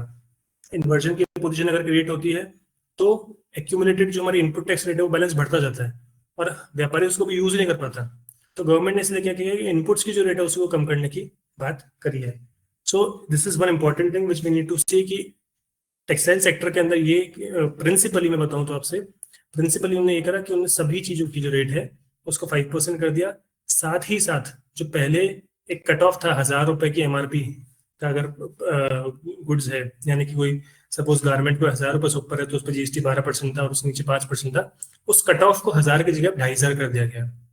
और इसी तरह से फुटवेयर के अंदर भी 2500 कर दिया गया, यानी कि 2500 से नीचे है तो 5% और 2500 से ऊपर है तो 18%, 12 की जगह सीधा 18 हो गया। तो हमें ध्यान रखना है कि टेक्सटाइल सेक्टर में एक बेस जो था 1000 रुपए का वो बहुत ही कम था पहले, उस बेस को बढ़ाया गया है, but at the same time जो उसका जो रेट है उसको 5 और 18 में कर दिया क्योंकि 12% का स्लैब रेट खत्म हो गया। तीसरी इंपॉर्टेंट चीज फ्रेंड्स, गवर्नमेंट ने बार बार अपनी प्रेस रिलीज में एक बात करी है कि हम कई कई सेक्टरों में इन्वर्टेड ड्यूटी का बैलेंस बढ़ेगा। इन्वर्टेड ड्यूटी मतलब कि उनके इनपुट्स तो होंगे महंगे रेट के, पर उनका जो आउटपुट हमने चूंकि रेट ही कम कर दिया तो उनका जो आउटपुट बनेगा वो कम रेट का बनेगा, तो उनके पास इनपुट हमेशा खड़ी रहेगी। पर मुद्दे की बात यहाँ ये भी कि गवर्नमेंट ने उसी एफएक्यू के क्वेश्चन नंबर 10 में ये भी कहा कि अगर आप ट्रेडिंग कर रहे हैं यानी कि आपका इनपुट और आउटपुट सेम है, या आपका कुछ ऐसा चीज है, मान लीजिए आज सपोज से फॉर एग्जांपल आज मैं कुछ चीज खरीदता हूँ और टेक्सटाइल की बात करते हैं तो मैं फैब्रिक खरीदता हूँ और फैब्रिक की खरीद के उसको पैक करके बेच देता हूँ से फॉर एग्जांपल, तो फैब्रिक खरीद के 5% पे खरीदूंगा, बेचूंगा 5% पे, बट फिर भी मेरे इन्वर्टेड ड्यूटी हो सकती है क्योंकि मेरे जो सर्विसेज है उस पर जीएसटी का रेट 18% है, तो मेरे इनपुट का बैलेंस खड़ा हो सकता है। वहां पे गवर्नमेंट ने ये क्लियरली अपने एफएक्यू में वापस से कहा है कि हम आपको मतलब उन्होंने कहा है कि बेसिकली एक सर्कुलर निकला हुआ इस चीज पे जो क्लियरली कहता है कि अगर सेम प्रोडक्ट है, इनपुट और आउटपुट सेम है, तो सिचुएशन में इन्वर्टेड ड्यूटी का रिफंड नहीं मिलेगा। तो एक बार तो गवर्नमेंट कह रही है कि इन्वर्टेड ड्यूटी का रिफंड आपको बढ़ाएंगे, एक बार तो गवर्नमेंट ये कह रही है कि आपका इन्वर्जन बढ़ेगा, इन्वर्टेड ड्यूटी स्ट्रक्चर में आपका रिफंड बनेगा, आपको रिफंड दे देंगे। But at the same time जो ट्रेडिंग फैटर्निटी है वहाँ इन्वर्जन होने के बावजूद भी आपका रिफंड रुका हुआ है, ऐसा गवर्नमेंट ने प्रेस रिलीज में ही साफ कर दिया है। और ये एक बहुत इंपॉर्टेंट इशू है जो टेक केयर करना रहेगा व्यापारियों को, क्योंकि अगर मैं आपको लीगली बात करूं तो प्रेस रिलीज अपनी जगह पे लीगल नहीं होती है, बट सर्कुलर जो है जिसमें मेंशन था कि अगर इनपुट और आउटपुट दोनों सेम है और आपका अगर किसी वजह से एक्यूमुलेट हो रहा है इनपुट जबरदस्ती किसी भी रीजन से, तो हम उसको आपको रिफंड नहीं देंगे। और रीजन दिया कि आपका इनपुट और आउटपुट सेम है। वो जो सर्कुलर है वो ऑलरेडी हाई कोर्ट में चैलेंज हो चुका है, हाई कोर्ट ने उस पर अपनी क्लियर टिप्पणी दे दी है, 5-7 जजमेंट फेवर के आ भी चुके हैं। उन्होंने क्लियर कहा है कि नहीं भाई ऐसा आप राइटर नहीं लगा सकते हो सर्कुलर के थ्रू, क्योंकि कानून में ऐसी कोई व्यवस्था लिखी हुई नहीं है। कानून साफ है कि इनपुट्स यानी कि आपकी कुछ भी प्रकार की चीज है वो अगर रेट ज़्यादा है, उसका रेट की वजह से, इनपुट्स की वजह से अगर एक्यूमुलेशन ऑफ आईटीसी हो रहा है, तो प्लूरल सेंस में लिखा है, मतलब वो बहुवचन है, वो सिंगल प्रोडक्ट की बात नहीं कर रहा, अगर किसी भी तरह की चीज़ हो इनपुट्स में सब शामिल होता है, आपका पैकिंग मटेरियल, आपका रॉ मटेरियल, सब कुछ शामिल होता है। तो अगर वो चीज़ है तो कोर्ट्स ने अपना व्यू ये दिया कि नहीं, this is not the right case, आप ऐसे किसी भी रिफंड को नहीं रोक सकते हैं। तो फ्रेंड्स, ये हमें ध्यान रखना है कि गवर्नमेंट कह रही है कि रिफंड दे देंगे, हम रिफंड दे देंगे, बट ये रिफंड देना के साथ साथ अपने खुद ने ही अपने उस पर क्लैरिटी उन्होंने दे दी कि ट्रेडर के वेटरनिटी को रिफंड नहीं मिलेगा। फिर अगर इनपुट और आउटपुट सेम है, मतलब जो हमारा प्रोडक्ट है, बेसिक प्रोडक्ट वो सेम है, तो रिफंड वो नहीं देंगे। So this is a very important thing which needs to be taken care. और इसलिए मैंने आपसे कहा था कि यहाँ पे इंपॉर्टेंट बात यह है कि हम जो इस चीज को तो सेलिब्रेट कर रहे हैं, ये पूरे मीडिया सेलिब्रेट कर रही है, पूरा मतलब आई मीन पूरी ट्रेड फेडरेलिटी सेलिब्रेट कर रही है। सो इसकी जो प्रैक्टिकल इम्प्लीमेंटेशंस मैं देख पा रहा हूँ, जो मैं समझ पा रहा हूँ कि इससे एक्चुअली में क्या होने वाला है। जैसे मान लीजिए फॉर एग्जांपल, आज मैंने आपसे बात करी कि ऑटोमोबाइल सेक्टर है। ऑटोमोबाइल सेक्टर के साथ क्या होगा कि उनकी गाड़ियों पे परचेज जो गाड़ियों उन्होंने करी थी, उन पे 22 सितंबर को अगर आप उनका इनपुट का बैलेंस देखोगे तो उसमें सेस का बैलेंस भी होगा, क्योंकि खरीद के समय उन्होंने 22% सेस चुकाया है। अब 22% सेस जब उनके इनपुट के अंदर इंक्लूडेड है और 22 सितंबर से उनको सेस लगाने ही नहीं है बेचने पे, तो वो जो उनकी इनपुट है वो एक तरह से फ्री रखी है। और सेस की इनपुट आप फ्यूचर में यूज नहीं कर पाओगे, तो आपको सेस का इनपुट को रिवर्स करना पड़ेगा, सरकार को वापस जमा कराना पड़ेगा, क्योंकि आपका आउटवर्ड पे सेस नहीं है। तो इन दैट केस क्या आपको लगता है कि वो जो गाड़ी वाला डीलर है वो अपनी जेब से उस सेस को भरेगा? वो सेस को रिवर्स करेगा, और जितना सेस रिवर्स करेगा उतनी गाड़ी की प्राइस को ऑफलोड, मतलब उस गाड़ी के प्राइस में उसको ऑफलोड कर देगा।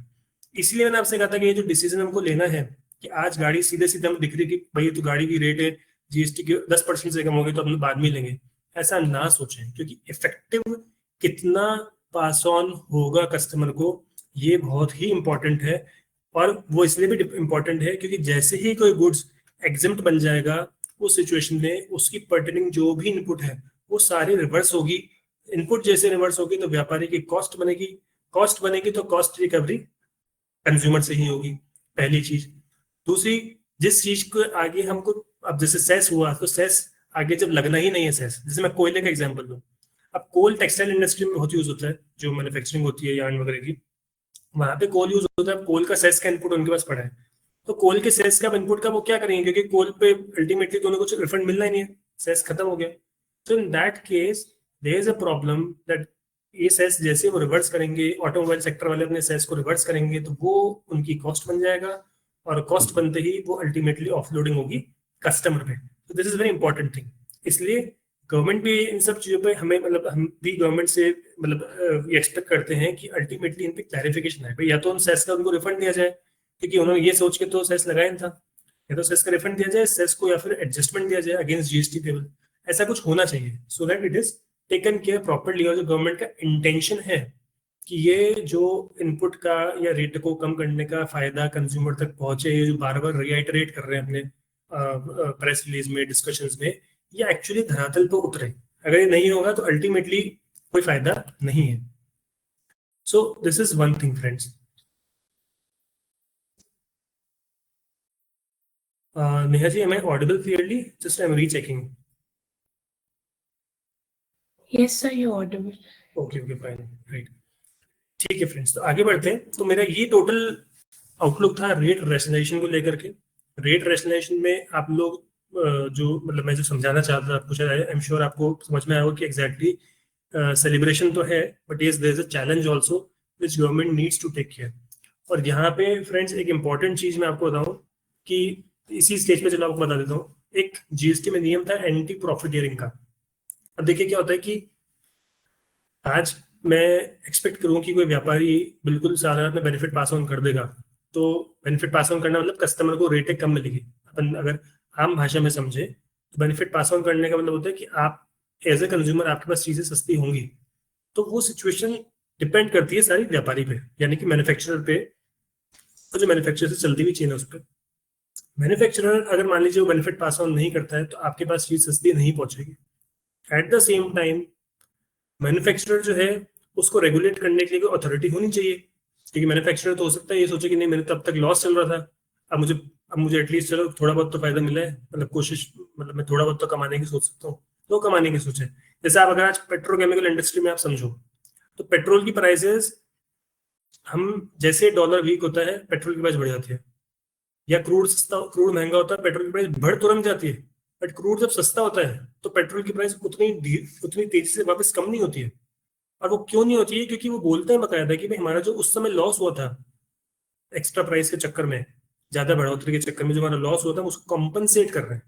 सो एट दिस स्टेज जो मैन्युफैक्चरर है वो बिल्कुल ये कह सकता है कि भाई ठीक है, मेरे को बेनिफिट पास ऑन करना है, मुझे ये सस्ती देनी है, परंतु मैं नहीं दूंगा। क्यों नहीं दूंगा? क्योंकि प्रेजेंट डेट में सरकार के पास कोई रेगुलेशन ही नहीं है इनको कंट्रोल करने का। तो मैं आपको बताना चाहूंगा फ्रेंड्स कि एक एंटी प्रॉफिटियरिंग रेगुलेशन था जो जीएसटी के आने के बाद आया था।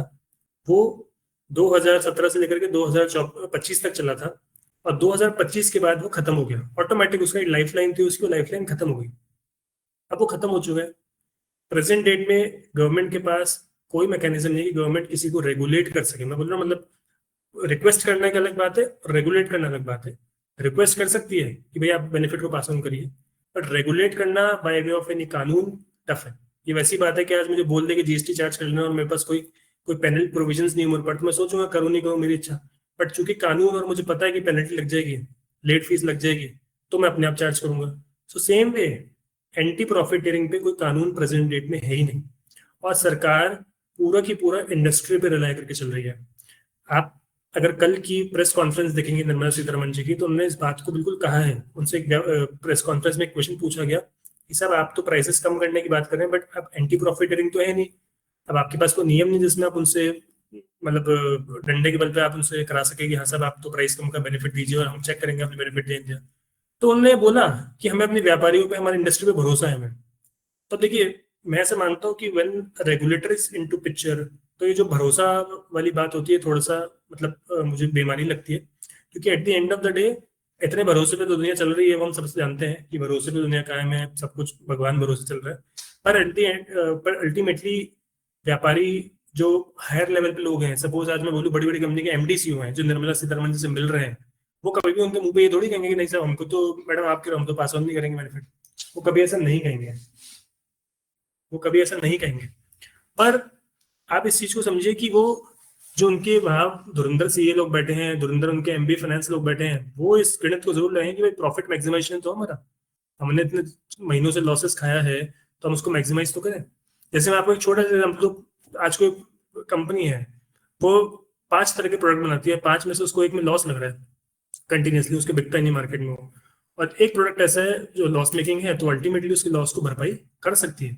तो मेरा यहाँ पे आपको ये थॉट फ्लोट करने का आइडिया ये है कि जो कस्टमर को अल्टीमेटली बेनिफिट पास ऑन करना है, ये जो बातें चल रही है मार्केट में कि सब आपकी तो रेट कम हो जाएगी सब चीजों की, ये सब कुछ डिपेंडेंट मैन्युफैक्चरर पे है, सब कुछ डिपेंडेंट बिजनेस के जो टाइकून्स हैं उनके ऊपर है, और उनको रेगुलेट करने के लिए कानूनी रूप से कोई रेगुलेशन नहीं है।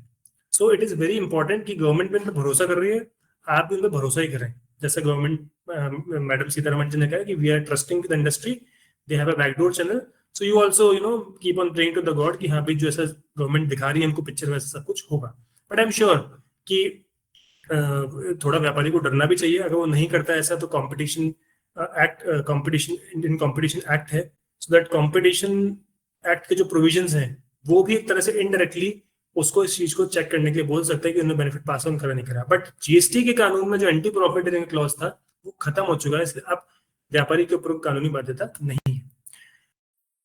So this was all about rate rationalisation friends. Moving further, अब हम बात करेंगे प्रोसीजरल रिफॉर्म्स की, लेजिस्लेटिव रिफॉर्म्स की। तो हम जानते हैं कि ट्रेड फैसिलिटेशन मेजर हर पॉलिसी में कुछ ना हर मीटिंग में कुछ ना कुछ आता ही है, और इस बार भी आए हैं। रजिस्ट्रेशन फास्ट दे देंगे, तो चलो बात करते हैं कि रिफंड फास्ट हो जाएगा। तो पहले भी ये नियम थे, अब भी ये नियम है, पर अब पहले और अब में नियम में फर्क है। पहले अपन नियम समझते हैं। नियम क्या है कि भाई 90% रिफंड आपको प्रोविजनल बेसिस पे मिल जाएगा। इसमें ये नियम है। ये जीरो रेटेड एक्सपोर्ट जो होते हैं, यानी कि एक्सपोर्ट के जो रिफंड होते हैं, उनमें नियम 2017 से है, अभी से नहीं है। सेम नियम उन्होंने अब इन्वर्टेड ड्यूटी स्ट्रक्चर के रिफंड पे भी लगा दिया कि 90% रिफंड आपको प्रोविजनल बेसिस पे मिल जाएगा। प्रोविजनल बेसिस मिलने के बाद 7 दिन में रिफंड मिल जाएगा। अब इस पर लॉ पूरा बनेगा, बट ये मिल जाएगा।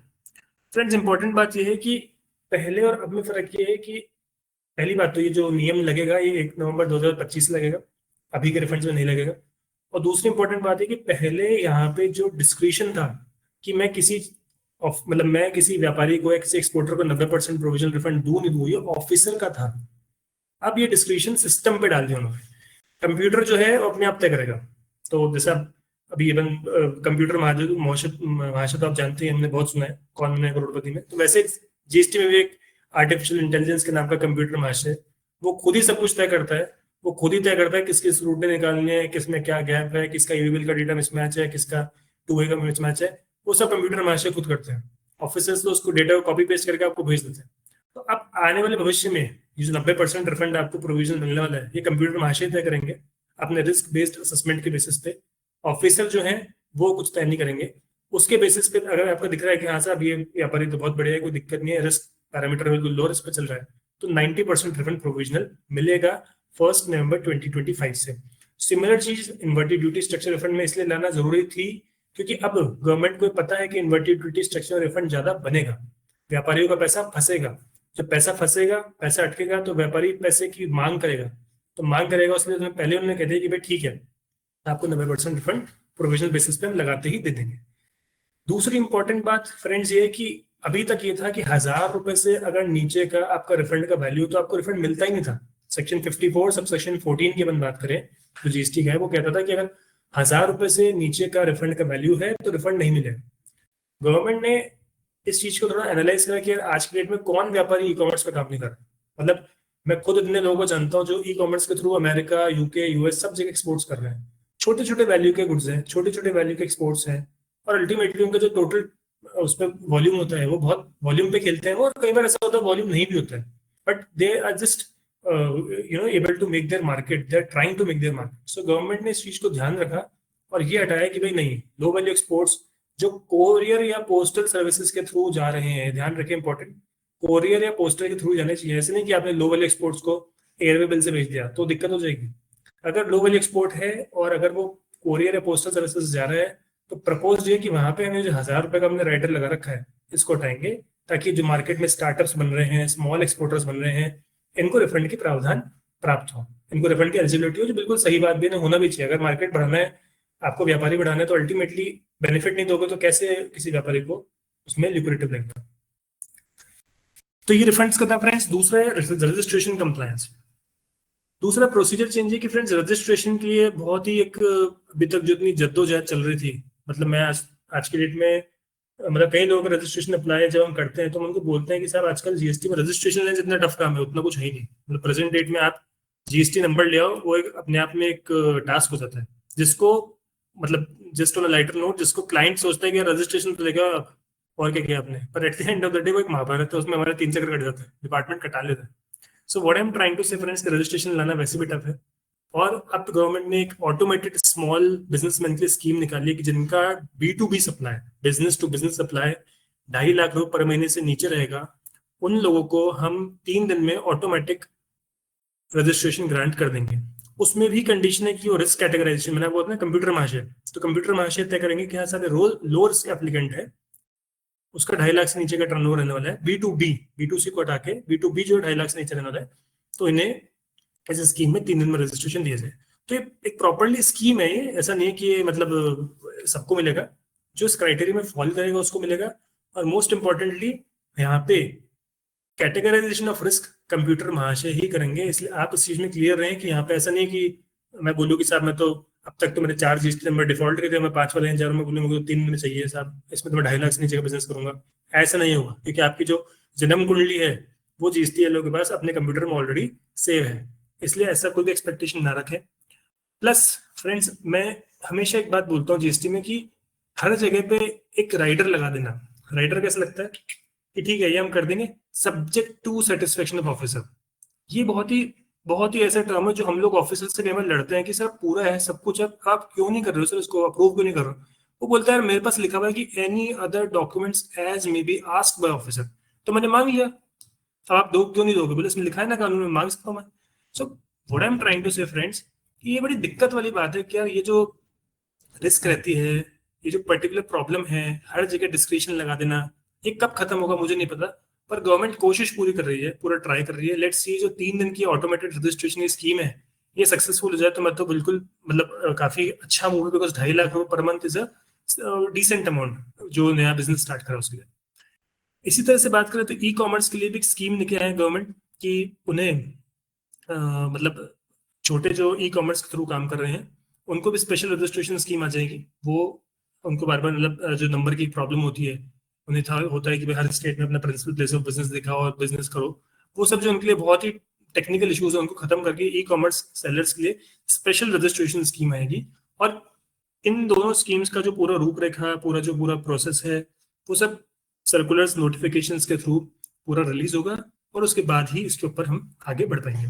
और ये सारे 1 नवंबर से प्रपोज है, तो अभी इनका कोई इतनी जल्दी औचित्य भी नहीं है डिस्कस करने का। सो this is all about registration and compliance.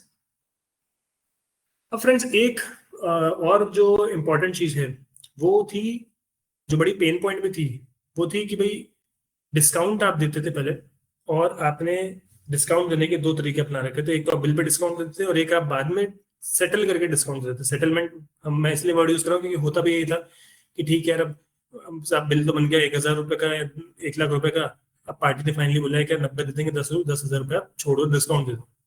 अब इसको हम बोलते हैं पोस्ट सप्लाई डिस्काउंट, क्योंकि ट्रांजेक्शन हो चुका है, सप्लाई हो चुकी है। पोस्ट सप्लाई डिस्काउंट के अंदर जो डिपार्टमेंट था वो बहुत ही परेशान कर रहा था, क्योंकि कंडीशन एक लॉ में डली हुई है, सेक्शन 15 सबसेक्शन 3 क्लॉज बी, जो ये बोलता है कि supply post supply discount pre agreed होना चाहिए। और डिपार्टमेंट उसमें प्री एग्रीमेंट के लिए रिटर्न एग्रीमेंट मांगता था कि साहब आपने पहले से तय कर रखा था कि 10,000 का डिस्काउंट दोगे तो उसको लिखित एग्रीमेंट दो। तो अब उनको ये समझाना कि साहब ये रियलिटी में क्या होता है, बड़ा टफ जॉब था और एक्चुअली में बिजनेस की प्रैक्टिकल सिचुएशन के हिसाब से नहीं था। छोटे छोटे डिस्काउंटों का अगर आप इतना बड़ा बड़ा क्रेडिट नोट का डॉक्यूमेंट एग्रीमेंट बनाओगे तो वो कोई भी जगह जस्टिफाइड नहीं है।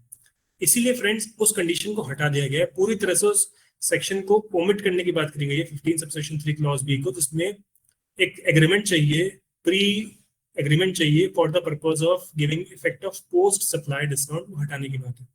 दूसरी इंपॉर्टेंट बात, सारी की सारी चीजें डॉक्यूमेंट में जो क्रेडिट नोट का सेक्शन है सेक्शन 34 उससे लिंक कर दिया गया। जो भी क्रेडिट नोट से डिस्काउंट इशू होगा उसमें क्लियर गाइडलाइंस हैं कि भाई आईटीसी रिवर्सल करना पड़ेगा। तो आईटीसी रिवर्सल जैसे होगा तो अल्टीमेटली सेक्शन 34 के क्रेडिट नोट के थ्रू जब वो रेगुलेट होगी चीजें, तो गवर्नमेंट कह रही है कि आप अपने आउटपुट रिवर्स करोगे, वो अपने इनपुट रिवर्स करेगा, क्लियर कंडीशन। पहले जो सीए सर्टिफिकेट मांग रहे थे कि साहब उससे डिक्लेरेशन लेके रखना पड़ेगा आपको, वो सब इन्होंने प्रपोज कराया कि सब हम हटाएंगे, इससे कोई मतलब नहीं है। और मैं मानता हूँ आज के डेट में होना भी नहीं चाहिए सर।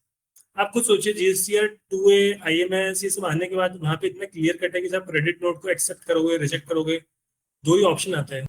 तो जब वो एक्सेप्ट कर लेगा तो ऑटोमेटिक उसने मान लिया, अपनी इनपुट रिवर्स कर ली, और रिजेक्ट कर दिया तो ऑटोमेटिकली उसने मना कर दिया कि मैं नहीं मान रहा, तो मेरी आउटपुट लायबिलिटी फिर से बढ़ गई। जब सिस्टम में इतने अच्छे कंट्रोल लगे हुए हैं तो प्रॉब्लम क्या है फिर? तो इसलिए प्री एग्रीड डिस्काउंट और गवर्नमेंट का ऑब्जेक्टिव अल्टीमेटली इसमें टैक्स को ही तो रेगुलेट करना था, और कोई तो लॉजिक था नहीं।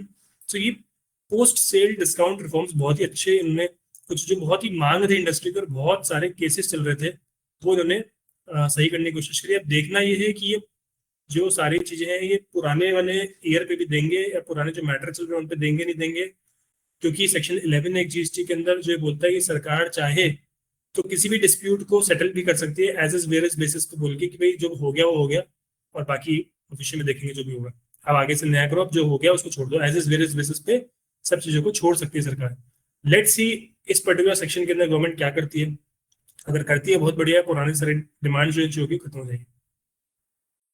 सो ओवरऑल इम्पैक्ट की बात करें तो सबके ऊपर असर है, एक्सपोर्टर को रिफंड का, एमएसएमईज को रिफंड का, स्मॉल बिजनेसेस की एंट्री इजी हो गई है, पार्टिसिपेशन क्विक हो जाएगा ई कॉमर्स के थ्रू, ई कॉमर्स का रजिस्ट्रेशन मिल जाएगा। तो इस तरह से अगर हम टोटलिटी में देखें तो इस सबके लिए अच्छा रिफॉर्म है। और मैंने एक स्लाइड ही बनाई कि अल्टीमेटली कितना हम सोच रहे हैं कि मतलब घर सस्ते, गुड सस्ते, फाइनेंशियल सिक्योरिटी भी हो जाएगी, बिजनेस भी सिंप्लीफाइड हो जाएंगे। तो आप थोड़ा थोड़ा लग रहा है कि भाई जो गुड एंड सिंपल टैक्स का एक जो धारणा थी सरकार की, जीएसटी का एक ये भी एब्रिविएशन होता है गुड एंड सिंपल टैक्स, वो हो सकता है कि अब गवर्नमेंट अचीव कर पाए, बिकॉज अल्टीमेटली यही जीएसटी है। और हिंदुस्तानी ऐसा था जहाँ पे 4 रेटें चल रही थी, बाकी सब जगह तो आई मीन सेटल्ड कंट्रीज में 2 रेट या मैक्सिमम 1 रेट का जीएसटी चल रहा था। हम ही थे जो 4 रेटों के ऊपर लड़ रहे थे, और 4 की भी 2-3 रेट और जोड़ दो तब 8 रेट 9 रेट हो जाते थे। सो दैट मीन्स अब जो है गवर्नमेंट शायद उस डायरेक्शन मूव कर रही है that things will be easy. जैसे मैं आपको एक छोटा सा चेंज ही होगी, स्पेसिफाइड क्या यहीं पे जैसे उनको रेगुलेट करना था, फॉर एग्जाम्पल उन्होंने देखा क्या यहाँ तो कहीं जगह पे गड़बड़ भी है कि कुछ रेस्टोरेंट है, वो रेस्टोरेंट स्टैंडर्ड रेस्टोरेंट है, यानी कि वो सिर्फ रेस्टोरेंट है, किसी होटल से जुड़े हुए नहीं है, फिर भी वो रेस्टोरेंट में 18% जीएसटी चार्ज कर रहे हैं। क्यों? क्योंकि उनको इनपुट मिलती है। तो उन्होंने वहाँ पे क्लियर कर दिया कि नहीं भाई, वो लोग 18% जीएसटी चार्ज नहीं कर सकते, उन्हें 5% ही चार्ज करना पड़ेगा। क्यों? क्योंकि अल्टीमेटली 5% जीएसटी चार्ज करने से जो मैं कंज्यूमर हूँ, खाना खाने जा रहा हूँ, मेरी पॉकेट पे आउटफ्लो कम होगा। तो गवर्नमेंट ने बहुत ही माइन्यूटली इस चीजों को एनालिसिस करने के बाद ये तय करा है कि किसकी कम होनी चाहिए, किसकी ज्यादा होनी चाहिए। बस मेरा जो डर है वो इतना सा है कि काश ये जितना भी बेनिफिट है ये प्रॉपरली पास ऑन हो जाए। सब जो मैन्युफैक्चरर है, बिजनेसमैन है, वो इसको कस्टमर को पास ऑन करें और अपनी जो प्रॉफिट्स है उनको मैक्सिमाइज ना करें। ना कुछ और इंपॉर्टेंट चीजें फ्रेंड्स कि प्लेस ऑफ सप्लाई हम बात करें कि कुछ और चेंजेस में डिस्कस कर लेते हैं कि इंटरमीडिएट सर्विस बहुत ही प्रॉब्लमेटिक चीज थी कि जितने भी आज हम देखते हैं बीपीओज हैं, जेनपैट, डॉयशे बैंक या ये इन्फोसिस, गूगल के ऑफिस, सरकार ने एक बार नेसेसरी का एक प्रेशर डाल रखा था कि साहब आप तो इंटरमीडिएट सर्विस दे रहे हो, यानी कि आप ब्रोकर हो। आप क्या करते हो, मेन कंपनी जो गूगल है और जो उसके कस्टमर उसके बीच में सर्विस जो उनको देनी होती है आपस में डायरेक्टली, उसको सुविधा प्रोवाइड कराते हो देने की, क्योंकि आप तो बैक ऑफिस हो, आप डायरेक्टली तो कुछ काम कर ही नहीं हो। तो वो कहते थे कि साहब जो अल्टीमेट सेलर है वो तो अलग है, अल्टीमेट बायर भी अलग है, आप तो बीच में बैठ के फैसिलिटेट करो सप्लाई। और उसमें इन लोगों ने इतनी डिमांड निकाल रखी थी कि क्योंकि एक सेक्शन था 13 सबसेक्शन 8 क्लॉज बी जो place of supply IGST act के अंदर ही बोलता था कि भाई place of supply intermediate service का लोकेशन ऑफ सप्लायर ही होगा। तो यानी कि अगर मैं बात करूं कि मैं अगर मान लीजिए सर्विसेज दे रहा हूं बाहर किसी मेरी पेरेंट कंपनी को, बीपीओ सर्विसेज, उस सिचुएशन में गवर्नमेंट कहती है कि इसमें जीएसटी लगेगा, आपको एक्सपोर्ट ऑफ सर्विस का बेनिफिट नहीं मिलेगा क्योंकि आपकी जो लोकेशन ऑफ सप्लायर है वो यहीं की यहीं खत्म हो गई। तो यानी कि प्लेस ऑफ सप्लाई जो यहीं की यहीं खत्म हो गई आपकी, इसलिए आपको सीजीएसटी चुकाना पड़ेगा इसके ऊपर, और एक्सपोर्ट की बेनिफिट नहीं दे रही थी। अब मैंने खुद एक प्रैक्टिकल केस डील करा हुआ है जिसमें मेरे क्लाइंट ने मुझे फाइनली कह दिया कि सर मैं तो ऑफिस से दुबई शिफ्ट कर रहा हूँ। मतलब उसने ये बोला कि यार ये तो बड़ी अजीब बात है, मैं सारा फॉरेन करेंसी लेके आ रहा हूँ इंडिया में, सब कुछ कर रहा हूँ, सर्विसेज भी आउट ऑफ इंडिया दे रहा हूँ, पैसा भी पूरा ला रहा हूँ, भारत सरकार की जेब भी भर रहा हूँ, पर अल्टीमेटली मुझे जीएसटी भी चुकाना पड़ रहा है, मुझे रिफंड नहीं दे रहे क्योंकि जीएसटी में नियम था कि साहब ये तो आपकी लोकल सप्लाई बनी जाएगी। तो कितनी बड़ी विडंबना है, सरकार को अब जाके इसका संज्ञान हो। और वो भी मैं कहना चाहूंगा ट्रंप जी को हमें थोड़ा धन्यवाद देना चाहिए कि शायद अगर इतना बवाल नहीं फैला हुआ है अभी जो भी चल रहा है इनफैक्ट, तो वो जो अगर मिस्टर ट्रंप अगर इतना सब कुछ इंडिया में प्रेशर नहीं लाए तो अल्टीमेटली ये सब चीजें जो इंडियन इकोनॉमी में चल रही है शायद कहीं ना कहीं उनका है योगदान, माने या ना माने बट उनका योगदान है। So for that matter intermediate services को पूरा ओमिट करने की बात की गई है, यानी कि उन्होंने कहा है कि सर्विसेज इंटरमीडिएट तो रहेंगी बट उनका जो प्लेस ऑफ सप्लाई है वो हम डिफॉल्ट बना देंगे। डिफॉल्ट यानी कि जहां रेसिपिएंट बैठा है वो उसकी प्लेस ऑफ सप्लाई हो जाएगी, जो हम सेक्शन 32 के हिसाब से करते हैं। तो आप सिचुएशन में क्या होगा कि मान लीजिए मैं बैठा हूँ इंडिया में, मैं इंटरमीडिएट सर्विसेज दे रहा हूँ, बट मुझे फिर भी चूंकि प्लेस ऑफ सप्लाई मेरी आउट ऑफ इंडिया मान ली जाएगी, लोकेशन ऑफ रेसिपिएंट की, तो मुझे एक्सपोर्ट ऑफ सर्विसेज का बेनिफिट मिलेगा। जैसे ही एक्सपोर्ट ऑफ सर्विस का बेनिफिट मिलेगा तो उनको जो जीएसटी है वो चुकाना भी नहीं पड़ेगा और जो भी उनका खर्चा पे जीएसटी लगा हुआ है उसका उनको रिफंड मिल जाएगा। तो इंडिया की जो कॉम्पिटिटिवनेस है इन दी आईटी सेक्टर, कंसल्टिंग सेक्टर में बहुत बढ़ जाएगी।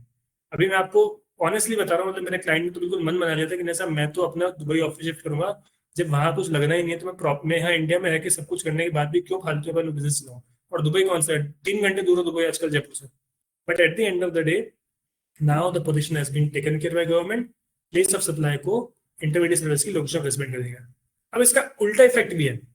उल्टा इफेक्ट ये फ्रेंड्स कि मेरे को पता है कई लोगों के जो बाइंग एजेंट हैं या जो ब्रोकर हैं या जो इंटरमीडिएरीज हैं वो आउट ऑफ इंडिया बैठे। तो अभी तक वो क्या करते थे कि आउट ऑफ इंडिया बैठते थे तो वो बोलते थे कि साहब मैं जयपुर की कंपनी हूँ, मुझे को सर्विसेज दे रहे हैं इंटरमीडिएट की, बट प्लेस ऑफ सप्लाई चूंकि लोकेशन ऑफ सप्लाई नहीं थी तो मैं बोलता था कि ये तो इम्पोर्ट ही नहीं हुआ इंडिया में। अगर इंडिया में इम्पोर्ट ही नहीं तो रिवर्स चार्ज पे जीएसटी क्यों भरूं। अब क्या है, उल्टा हो गया, because now the law says कि लोकेशन ऑफ रेसिपिएंट जो है वही जो होगी place of supply. So in that case अब पोजीशन मेरी ऐसी है कि अब मुझे उस पर रिवर्स चार्ज भरना पड़ेगा। तो यानी कि रिवर्स चार्ज पे जीएसटी का भरना पड़ेगा जो मेरा खर्चा है किसका, किसी फॉरेन ब्रोकर का जो आउट ऑफ इंडिया बैठा है, कोई फॉरेन बाइंग हाउस है या जो anyone who is sitting outside India who is facilitating और who is intermediate who is a broker agent, उसके सर्विसेज का बिल जब मेरे पास आएगा तो मुझे अब रिवर्स चार्ज पे जीएसटी पे भरना पड़ेगा। और यहाँ पे दिक्कत उनको नहीं है जिनके इनपुट मिल जाएगी, जिसका प्रोडक्ट एग्जाम्प्ट है, ये मान लीजिए जिसका कोई जैसे मान लीजिए आज फॉर एग्जाम्पल बात करूँ हॉस्पिटल के अंदर उन्होंने सर्विसेज ली किसी की, हॉस्पिटल की सर्विस एग्जाम्प्ट है, तो सिचुएशन में हॉस्पिटल के लिए कॉस्ट बन जाएगी, रिवर्स चार्ज पे जीएसटी भरना पड़ेगा बट कॉस्ट बन जाएगी, और कॉस्ट की रिकवरी कहाँ होगी, पेशेंट से। सो हमें ध्यान रखना है कि जो ओवरऑल चीज दिखती है उनका एक दूसरा फ्लिप साइड भी है, और सबसे ये नहीं होता है कि अल्टीमेटली गुड्स की प्राइस सस्ती हो रही है। ये पोस्ट सेल डिस्काउंट है फ्रेंड्स, अपन ने डिस्कस कर ही लिया है कि पहले जो सेक्शन 15 सबसेक्शन 3 क्लॉज बी के अंदर रिक्वायरमेंट थी कि आपका एग्रीमेंट होना चाहिए, आप इनवॉइस लिंकिंग करो, सब खत्म कर दिया हमने। इसके अलावा सिंपल कर दिया कि साहब सेक्शन 34 में हम क्लियरली मेंशन करेंगे कि वहीं आप क्रेडिट नोट दे सकते हो। और जो पुराना सर्कुलर निकाला था उन्होंने 2024 का कि भैया आपको सीए सर्टिफिकेट लेना है, आईटीसी यूनिवर्सल कंप्लायंस करनी है, उन्होंने हटा दिया। पुराने केसेस पे क्या करेंगे मुझे नहीं पता, पर इन्होंने यही प्रपोज करा। इसके अलावा 3 और इम्पोर्टेंट चेंज है कि बहुत सारे सेक्टर्स में चल रहा था कि साहब किसी कंपनी ने अगर आगे क्रेडिट नोट दिया तो बोलते थे कि आपने उस कंपनी की सेल्स प्रमोशन कराया। जैसे मैं आपको मोबाइल इंडस्ट्री की बात करूं तो मोबाइल इंडस्ट्री में क्या होता है, आज अभी प्रेजेंट की बात करते हैं, चलो आईफोन 17 आने वाला है। आईफोन 17 आने के चक्कर में आईफोन 16 की प्राइस मार्केट में सस्ती हो गई है। अब जो डीलर है उसने खरीदा हुआ 70,000 रुपये सपोज करो, और मार्केट में उसको बेचना 80,000 रुपये। अब आईफोन वाले कह रहे हैं आप उसको 70 में बेचो, जो 10,000 का आपका नुकसान है ये हम आपको पास ऑन कर देंगे, हम आपको क्रेडिट नोट देके पास ऑन कर देंगे। सो अल्टीमेटली इस तरह के क्रेडिट नोट्स पे जीएसटी वाले बड़े ही सख्त थे। वो कहते थे कि नहीं आप हमको कहते हम तो आपका मानेंगे नहीं साहब तुम, क्योंकि अल्टीमेटली आपने जो है उनके बिहाफ पे एक्टिविटी करी है, उसकी कंसिडरेशन है, आप उनका सेल्स प्रमोशन कर रहे हो उसकी कंसिडरेशन है, मतलब बहुत तरह के उन्होंने इसमें परम्यूटेशन कॉम्बिनेशन बना दिए थे। Now all those things will be taken care, और इनका एक प्रॉपर सर्कुलर आएगा। बोर्ड ने बोला है कि 3 चीजें हम प्रॉपरली क्लियर करेंगे, जिसके अंदर एक तो एग्रीमेंट की आवश्यकता हटाएंगे, उसकी बात करेंगे। दूसरा पोस्ट सेल्स डिस्काउंट जो है वो क्रेडिट नोट के थ्रू पास में होगा, इसकी भी बात करेंगे। और सेक्शन 34 की जो बात है वो भी करेंगे। और 3 चीजों का सर्कुलर, यानी कि भाई ये प्रमोशनल एक्टिविटीज के लिए कंसिडरेशन है, ये माना जाए नहीं माना जाए, इस पर वो लोग पूरा अपना डिस्क्रिप्शन देंगे कि भाई क्या एग्जैक्टली होना चाहिए। So that was a circular will come which will clarify few of the things, and that circular will decide. और वो क्लैरिफिकेटरी नेचर का होगा तो हो सकता है कि वो पास्ट के केसेस पे भी एप्लीकेबल हो। So that circular will decide that how things are to be taken care. अब फ्रेंड्स एक बहुत ही क्रिटिकल सा क्वेश्चन आता है हर बार कि भाई अभी ये जो प्लेस ऑफ सप्लाई मतलब जीएसटी में कैसे चार्ज करूंगा, कि भाई मेरा तो जो है रेट मतलब माल अभी निकल गया और उसके बाद जो उसकी बिलिंग होगी 22 सितंबर के बाद होगी, या मान लीजिए मेरे पास एडवांस अभी आ गया, बिलिंग बाद में हो गया, दोनों काम पहले हो गए, तो इसकी रेट कौन सी तय करेंगे अपन, सब कौन सा जीएसटी लगेगा इसमें, जीएसटी की रेट नहीं लगेगी या पुरानी लगेगी। तो इसके लिए फ्रेंड्स अपन को सेक्शन 14 जो है सीजी स्टेट का उसे रेफर करना पड़ेगा।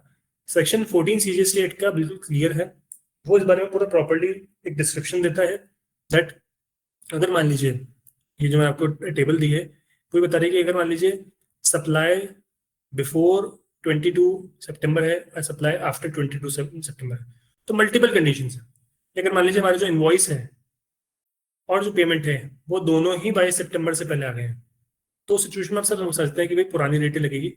कंडीशन भी मैं आपको ऊपर पढ़ के बता रहा हूँ कि गुड्स सप्लाइड बिफोर 22 सितंबर, यानी कि मेरा जो माल है वो पहले चला गया, उसका बिल भी पहले बन गया, उसका पेमेंट भी पहले आ गया, तो सिचुएशन में ओल्ड रेट ही लगेगी। ऐसे ही माल सप्लाई पहले हो चुका है पर उसका इनवॉइस बाद में बना है और पेमेंट बाद में आया था, तो चूंकि इनवॉइस बाद में बना है तो सिचुएशन में नए रेट पे इनवॉइस बनेगा, नई जीएसटी रेट पे।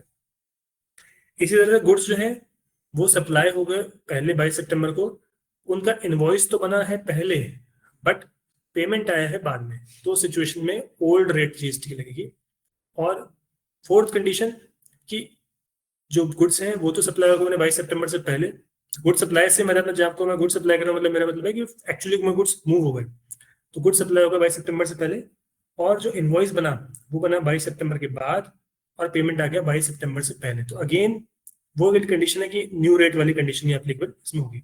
सो what I am trying to say कि मल्टीपल तरह के जो परम्यूटेशन कॉम्बिनेशंस हैं ये सेक्शन 14 के आधार पर बने। अगेन अपन बात करें कि गुड्स जो है वो सप्लाई हुए आफ्टर 22 सितंबर, यानी कि मेरा जो गुड्स है वो फाइनली मैंने मूव करे 22 सितंबर के बाद सप्लाई करे, बट उसका इनवॉइस पहले बन गया था, पेमेंट भी पहले आ गया था, तो डेफिनेटली ओल्ड रेट लगेगी। दोनों काम अगर बाद में हुए, दोनों मतलब तीनों इनफैक्ट सप्लाई बाद में हुए, बिल बाद में बना, पेमेंट बाद में आया, तो न्यू रेट लगेगी। गुड्स जो थे वो सप्लाई हुए आफ्टर 22 सितंबर, बट जो इनवॉइस था वो पहले बन गया था, और पेमेंट आया था बाद में आया था। तो यहाँ एक प्रॉब्लम है कि अगर पेमेंट आपका बाद में आया है तो सिचुएशन में गवर्नमेंट कह रही है कि भाई दो चीजें, यानी कि सप्लाई भी बाद में हुई है और पेमेंट भी बाद में है, तो आपके ऊपर न्यू रेट लगेगी।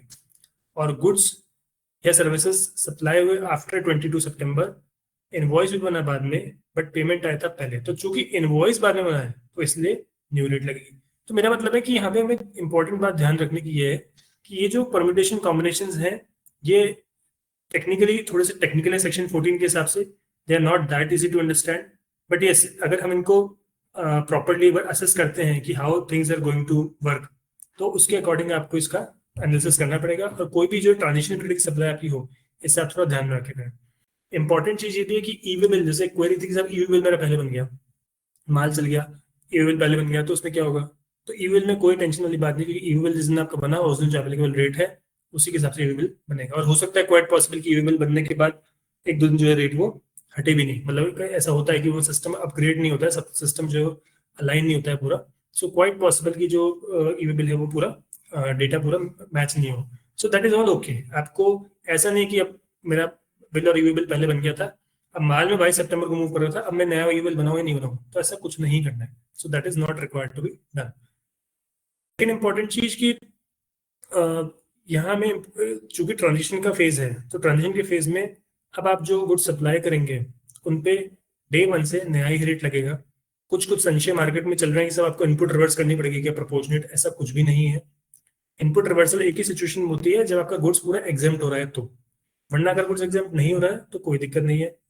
मेरे को बीच में भी किसी ने पूछा कि साहब जैसे मेरा माल 18% का था, अब मेरा गुड्स का रेट 12% हो गया, तो क्या मुझे 6% इनपुट रिवर्स करनी पड़ेगी? ऐसा नहीं है, ये क्लियरली सरकार ने एफएक्यू में भी बोला है, और ऐसा कि ऐसा नियम भी है, क्योंकि इनपुट का जो बैलेंस है वो टोटल बैलेंस है। ठीक है, तो ऐसा में कुछ भी नहीं सोचना है, ऐसा कोई कॉल लेने की जरूरत नहीं है। एंटी प्रॉफिटिंग फ्रेंड्स अपन डिस्कस कर चुके हैं कि बहुत ही इंपॉर्टेंट चीज है। मैं आपको ये बोलता हूँ कि ये जो मतलब जो पर्टिकुलर सिनेरियो है आज के डेट में, आज जो मुख्य क्वेश्चन डिस्कस करने का जो सब जगह डिस्कस हो रहा है अमंग प्रोफेशनल्स, वो हो ही रहा है कि भाई how government is going to regulate this thing, how government will ensure that profit से जेबें ना भरे मैन्युफैक्चरर और इंडस्ट्री, और वो एक्चुअली कस्टमर को बेनिफिट पास ऑन करे, क्योंकि अगर वो नहीं होगा तो ही कुछ वो होगा, तो ही बेनिफिट है, वो नहीं हुआ तो कोई जीत नहीं है। इसके अलावा फ्रेंड्स अपन बात करें तो एक और इम्पोर्टेंट चीज था जो शायद स्लाइड में मिस हो गया कि tribunal. So GST appellate tribunal की अगर हम बात करें तो GST appellate tribunal is going to be operationalised, और बहुत ही अच्छा मूव है, इंपॉर्टेंट मूव है। आप लोगों के, मुझे पता है बहुत सारे लोगों के फर्स्ट अपील के केसेस पेंडिंग है जो अपील फाइल होनी है। बहुत सारे लोगों के ऐसे केसेस भी हैं जहाँ पे गवर्नमेंट ने बैंक अकाउंट अटैच कर दिए हैं। बहुत सारे लोगों के ऐसे भी केस हैं जो इतने हाई वॉल्यूम केसेस हैं जहाँ पे उनको रिट में जाना पड़ा है। फाइनली गवर्नमेंट ने अपना एक ग्रीन सिग्नल दे दिया है, उन्होंने क्लियर कट मेंशन कर दिया है that GST appellate tribunal is going to be operational from September, because they are clearly mentioning that सितंबर से पहले पहले they will start accepting the appeals, and दिसंबर से पहले they will start accepting the hearings, they will start issuing hearing notices. Third important चीज की जो बैकलॉग अपील्स उनको फाइल करने की जो समय सीमा है वो 30 जून 2026 निर्धारित की गई है। और अब मुझे इस चीज पे बड़ा ही मतलब इम्पोर्टेंट लगता है, क्योंकि आज के डेट में हम सब जानते हैं कि जो ट्राइब्यूनल है उसकी इंपॉर्टेंस इनडायरेक्ट टैक्सेस में क्या है। और ये आज की बात नहीं है, सर्विस टैक्स के एक्साइज के जमाने से ये बात चल रही है कि जो कमिश्नर अपील्स होते हैं उनकी जो डिसीजनिंग होती है in indirect taxes, service tax कह लो, वैट कह लो, जीएसटी कह लो, उनमें कमिश्नर अपील्स की डिसीजनिंग मोस्टली प्रो रेवेन्यू ही होती है, और एकमात्र रिलीफ जो एसएससी एक्सपेक्ट करता है वो ट्राइब्यूनल से ही करता है। तो अब वो जो जीएसटी अपीलेट ट्राइब्यूनल है जिसके चक्कर में बहुत सारे एसएससीज के केसेस पेंडिंग है, उनके लिए अब एक मौका आ गया है अपील्स को तैयार करके फाइल करने का। और गवर्नमेंट जैसा कह रही है कि सितंबर से पहले पहले they will start accepting the appeals, so that is a very bold move and that is a very good move. Jaipur के जो एसएससीज हैं उन्हें मैं मतलब बताना चाहूंगा कि जयपुर राजस्थान में 2 बेंचेस हैं, एक जयपुर है और जोधपुर है।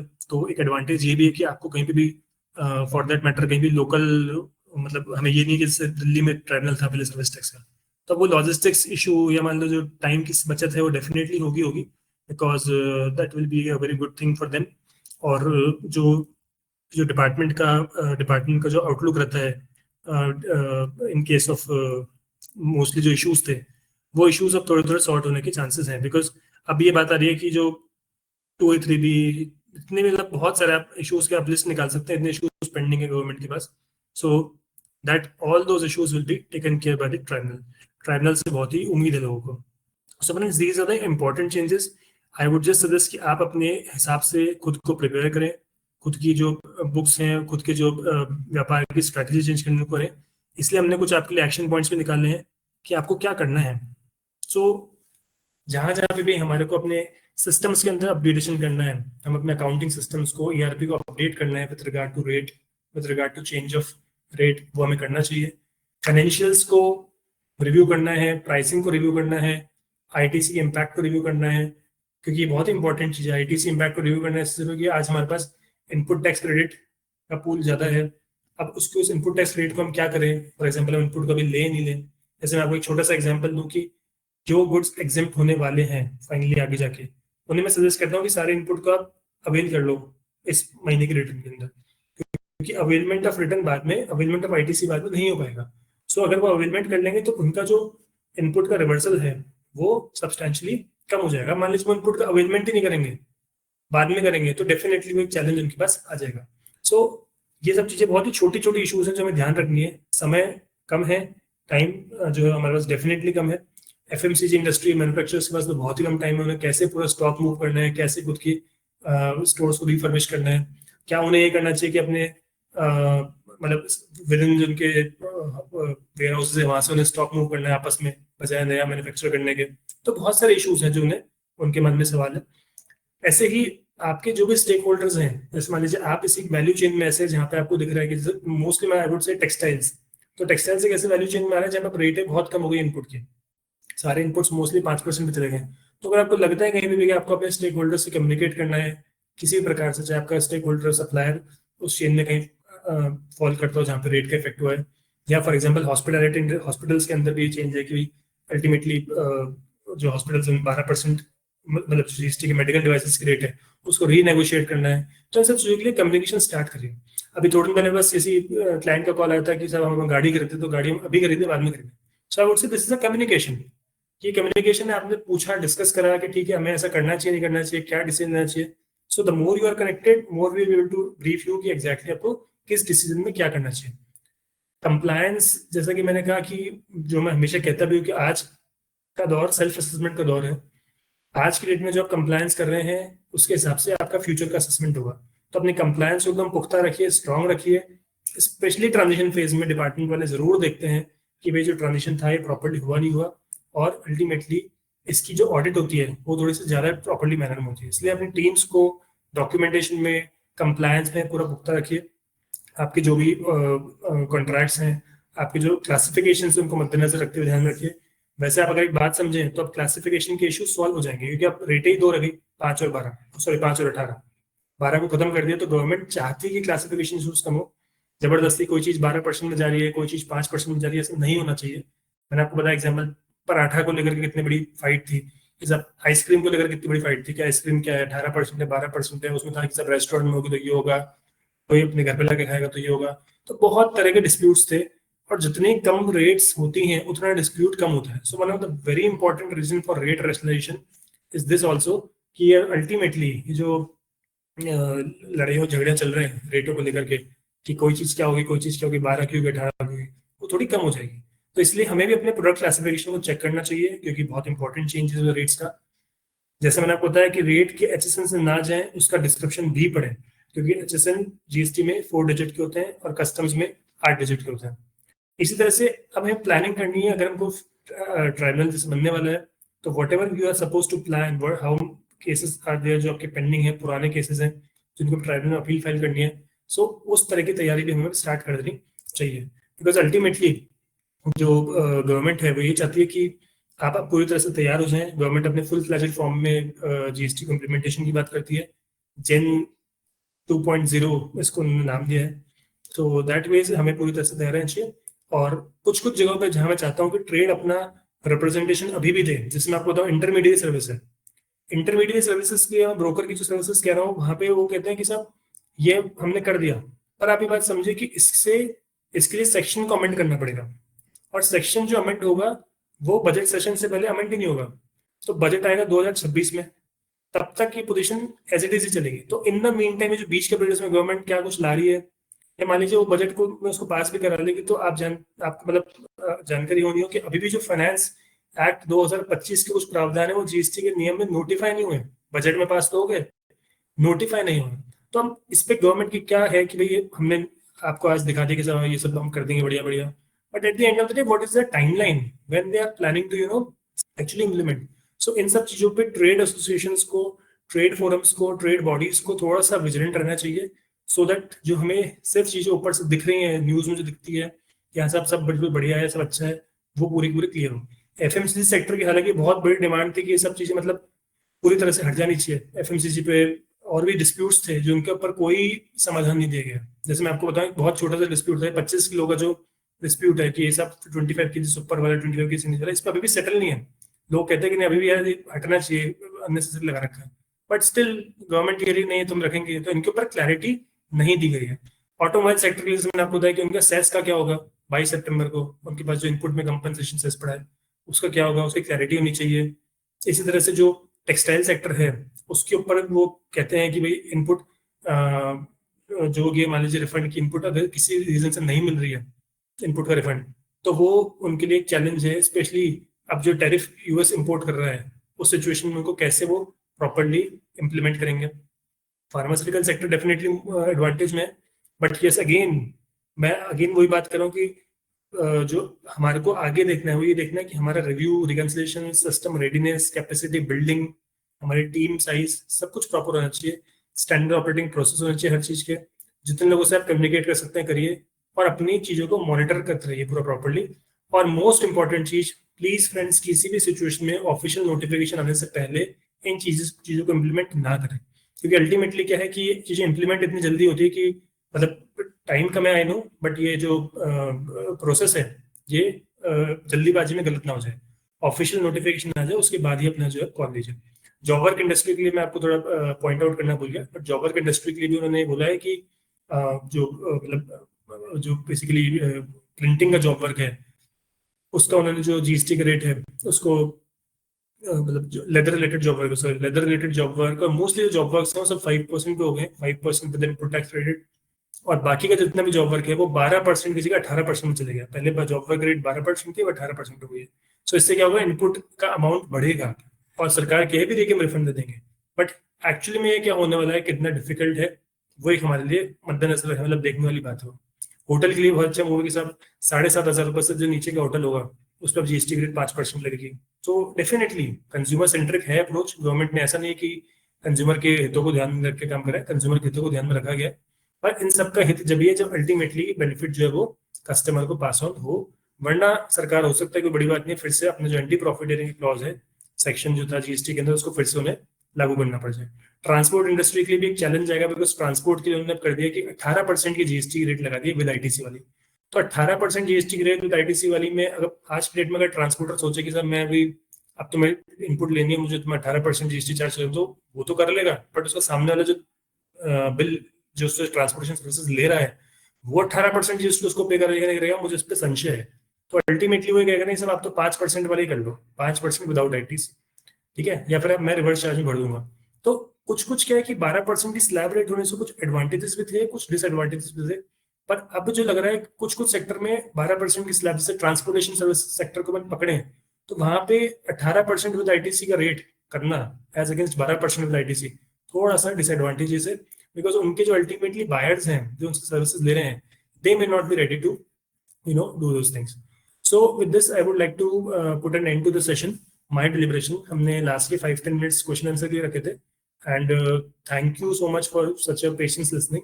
आई होप कि मैंने जो भी क्रिटिकल इश्यूज थे, because I do not want to repeat those things which you are already hearing your जो भी अपने व्हाट्सएप पे चल रहा है, फॉर एग्जांपल आपने भी 2 दिन में और भी सेमिनार सुनोगे, वो रिपीट करने का ऑब्जेक्टिव नहीं था।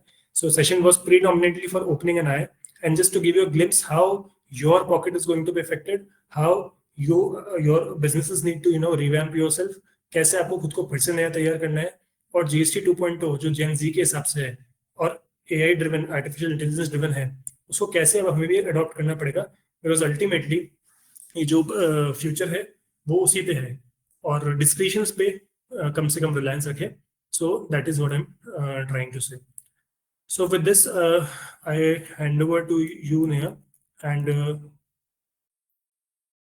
केस कुछ क्वेरीज हैं तो अपन उनको डिस्कस कर सकते हैं. If you have any doubt, please share them in the chat box or raise your hand so we can address them and keep this session interactive. Sir हाँ मतलब आई मीन आप अपना रेज हैंड कर दीजिए, will unmute you and then you can raise your question.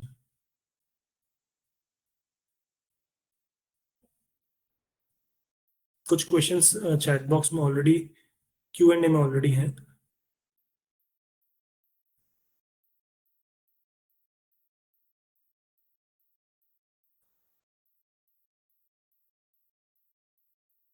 सो एक question है कि raw material is taxable, however goods manufactured from such raw material are both taxable and nil. In such case should we reverse input on nil rated sales? तो बिल्कुल देखिए इस question का answer clear है कि मैं जो समझ पा रहा हूँ आप कहना चाह रहे हैं कि आपको जो इनपुट है रॉ मटेरियल जितना भी खरीद रहे हो तो सारा टैक्सेबल है, और आप जो गुड्स आउटपुट में बेच रहे हैं मैन्युफैक्चर करके उसमें दो कैटेगरी है, कुछ टैक्सेबल है कुछ एग्जेम्प्ट है. तो आपको रूल 42-43 के हिसाब से जो प्रपोर्शनेट इनपुट है उसको रिवर्स करना पड़ेगा, और उस प्रपोर्शनेट इनपुट को रिवर्स करने का पूरा फॉर्मूला रूल 42-43 में डिटेल में विस्तार में बहुत ही डिटेल में दिया हुआ है कि उसमें एग्जैक्टली आपको कॉमन इनपुट्स को लेना है, जो डायरेक्टली रिलेटेड टू टैक्सेबल है उसको नहीं लेना है, और डायरेक्टली रिलेटेड टू एग्जेम्प्ट उनको आपको रिवर्स करना है. सो दैट वे इसकी पूरी कैलकुलेशन होगी. But yes this is right, अगर आपका आउटपुट दो तरह का है एग्जेम्प्ट और टैक्सेबल तो एग्जेम्प्ट के प्रोपोर्शनेट में आपका इनपुट रिवर्स होगा. देन जीएसटी, एक क्वेश्चन है GST services now the slab is 12% remove, then what slab will be applicable? GTA services. अच्छा जीटीए सर्विसेज के लिए मैम जैसे मैंने आपको एंड में बताया भी सर कि जीटीए सर्विसेज में 12% वाली जितनी भी चीज थी उनको उठा के 18% कर दिया गया है. तो दो ही रेट है, तो 5% विद आईटीसी या 5% विदाउट आईटीसी या फिर 18% विद आईटीसी. सो जैसे मैंने आपको लास्ट में बताया कि 18% विद आईजीएसटी जो है वो थोड़ा सा मे बी जो हमारे जो ट्रांसपोर्टेशन सर्विसेज लेने वाले हैं उसको एक्सेप्ट करें नहीं करें, but yes rate is now 18% with input tax credit. जो 12% वाला रेट है वो 18 में चले गया. होटल इंडस्ट्री के लिए एक क्वेश्चन, तो होटल इंडस्ट्री में मैम दो ही चेंज है होटल इंडस्ट्री से related. One of the changes that कि अगर अगर अगर अगर होटल इंडस्ट्री के अंदर रूम का जो टैरिफ है अगर वो 7,500 रुपये तक का है तो उसका जो रेट है उसको 5% कर दिया गया है. बाकी जो रेट्स थी वो इंटैक्ट थी. तो पहले 5 जो था वो 12 था, तो अब वो 5 पे शिफ्ट हो गया है, और 18% एज इट इज 7,500 रुपये से एक रूम टैरिफ है तो उसके ऊपर एप्लीकेबल रहेगा. बट यहाँ पे हमें ध्यान रखना है मैम कि जो वैल्यू ऑफ सप्लाई और ये सब जो कॉन्सेप्ट्स हैं उनके अकॉर्डिंग ये कैलकुलेशन होगी, इसलिए आप टैरिफ पे ना जाए, go with the actual value of supply, क्योंकि उसमें क्या होता है कि वैल्यू में आप रूम की जो फैसिलिटीज होती है एमिनिटीज होती है उसे इंक्लूड करके गवर्नमेंट है वो वैल्यू कैलकुलेट करती है सेक्शन 15 के अकॉर्डिंग. दूसरा इंपॉर्टेंट चेंज ये है कि मैंने आपको बताया स्टैंड अलोन रेस्टोरेंट जितने भी हैं उन्हें क्लियर कट इंस्ट्रक्शन दे दिया गया कि भाई आप 18% चार्ज नहीं कर सकते हैं विद इनपुट टैक्स रेट, आपको मैंडेटरी रेट 5% विदाउट आईटीसी ही चार्ज करनी पड़ेगी. एक क्वेश्चन है मैम उनका household item such as foldable beds etcetera. Ma'am इसका आई थिंक HSN कोड से मुझे रेफर करना पड़ेगा, बिकॉज जो बेड्स हैं उनका HSN कोड क्या होगा फोल्डेबल बेड्स का, उसके अकॉर्डिंग अपन इसको तय कर पाएंगे. सो this is something if you have the HSN code you can mention, तो वो मैं आपको अभी बता दूंगा. नहीं तो हमने कल आप लोगों को पूरा एक नोट भी भेजा है, मतलब डिटेल पूरा हमने एक राइटअप भेजा है. उस राइटअप में दो चीजें, एक तो सॉर्ट ऑफ इम्पैक्ट एनालिसिस है जिसमें सारे प्रोसीजर्स एंड ऑल है, और एक हमने आपको उसके साथ में रेट का पूरा नेक्स्ट भेजा है. तो उसमें आप जाके आराम से कंट्रोल F करके सर्च करिए, आपको आपका रेट वहां पर मिल जाएगा. फिर भी कुछ कंफ्यूजन तो वी कैन डिस्कस. देन एक क्वेश्चन है if GT charge GST at the 5% then RCM liability लगेगा. नहीं सर, तो अगर जीटी ने खुद ने 5% जीएसटी चार्ज कर लिया तो आपको आरसीएम में जीएसटी नहीं भरना है, दोनों में से एक ही जना भरता है. Sir, please explain place of supply in case of intermediate services. Let's say B is a Delhi-based person, provides services to C outside India on behalf of D, Delhi-based company. Will there be any difference if this payment is made by C or D? हाँ ठीक है, तो मैं समझ गया आपका शायद question है कि आप जो B इंटरमीडिएट है वो C को सर्विसेज दे रहा है और वो सर्विसेज दे रहा है ऑन बिहाफ ऑफ D यानी कि जो इंडियन कंपनी है. ठीक है, तो अल्टीमेटली डी को सर्विसेज देनी थी बी को, बट वो देने वाला बीच में एक आदमी आ गया, सॉरी डी को सर्विसेज देनी थी सी को, बट आप कहना चाह रहे हैं कि बी बीच में एक आदमी आ गया जो इंटरमीडिएट काम करना है। तो अब जो पेमेंट है वो आप बोल रहे हैं कि सी से रिसीव हो या डी से रिसीव हो तो डिफरेंस होगा। देखिए सर, अब इसमें क्या है कि इंटरमीडिएट को एक्सपोर्ट ऑफ सर्विसेज का जो मतलब एक तरह से अपन कहें कि जो नया वो उसमें दे दिया फ्लेवर या नया चेंज किया है वो तो डेफिनेटली एप्लीकेबल हो गया है। पर आप एक इंपॉर्टेंट बात ध्यान रखिए कि import of export of services की एक कंडीशन है कि payment should be received in foreign convertible currency और इंडियन रुपीज वेयरएवर अलाउड। अब अगर आप ये कहते हैं कि हाँ मुझे अल्टीमेटली फॉरेन करेंसी रिसीव होगी, मैं ऐसा मान रहा हूँ कि सी से आप पैसा लेंगे तो वो तो सी तो आउटसाइड इंडिया तो वो तो फॉरेन करेंसी में ही देगा, वहां आप एक्सपोर्ट ऑफ सर्विसेज का बेनिफिट ले पाओगे। पर डी जो है वो आपको रुपए में पेमेंट करेगा, क्योंकि डी एक दिल्ली बेस्ड कंपनी लिखी है आपने, तो डी जो है वो रुपए में पेमेंट करेगा। और अगर वो अलाउड नहीं है तो इन दैट केस आपको इंटरमीडिएट का जो अपन एक्सपोर्ट ऑफ सर्विसेज की बात कर रहे हैं वो बेनिफिट मिलने में रिस्क है, बिकॉज वो मोस्ट प्रोबेबली जब सेक्शन आएगा तो लिंकिंग ऐसी होगी कि भाई सर्विसेज इंटरमीडिएट जो थी उनका प्लेस ऑफ सप्लाई चेंज कर दिया, डिफॉल्ट कर दिया लोकेशन ऑफ रेसिडेंट पे, बट एक्सपोर्ट ऑफ सर्विसेज की कंडीशन तो पूरी करनी ही पड़ेगी ना। और एक्सपोर्ट ऑफ सर्विसेज की प्राइमरी कंडीशन ये है कि आपका जो गुड्स है वो जो पेमेंट है वो आउटसाइड इंडिया से आना चाहिए। इसके अलावा एक रेज हैंड भी है।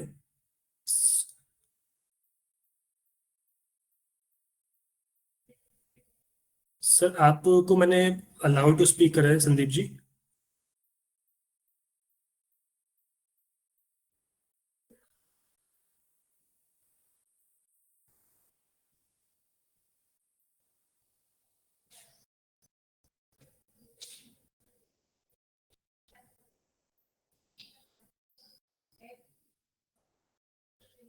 नरेश जी आपको मेरी आवाज आ रही है?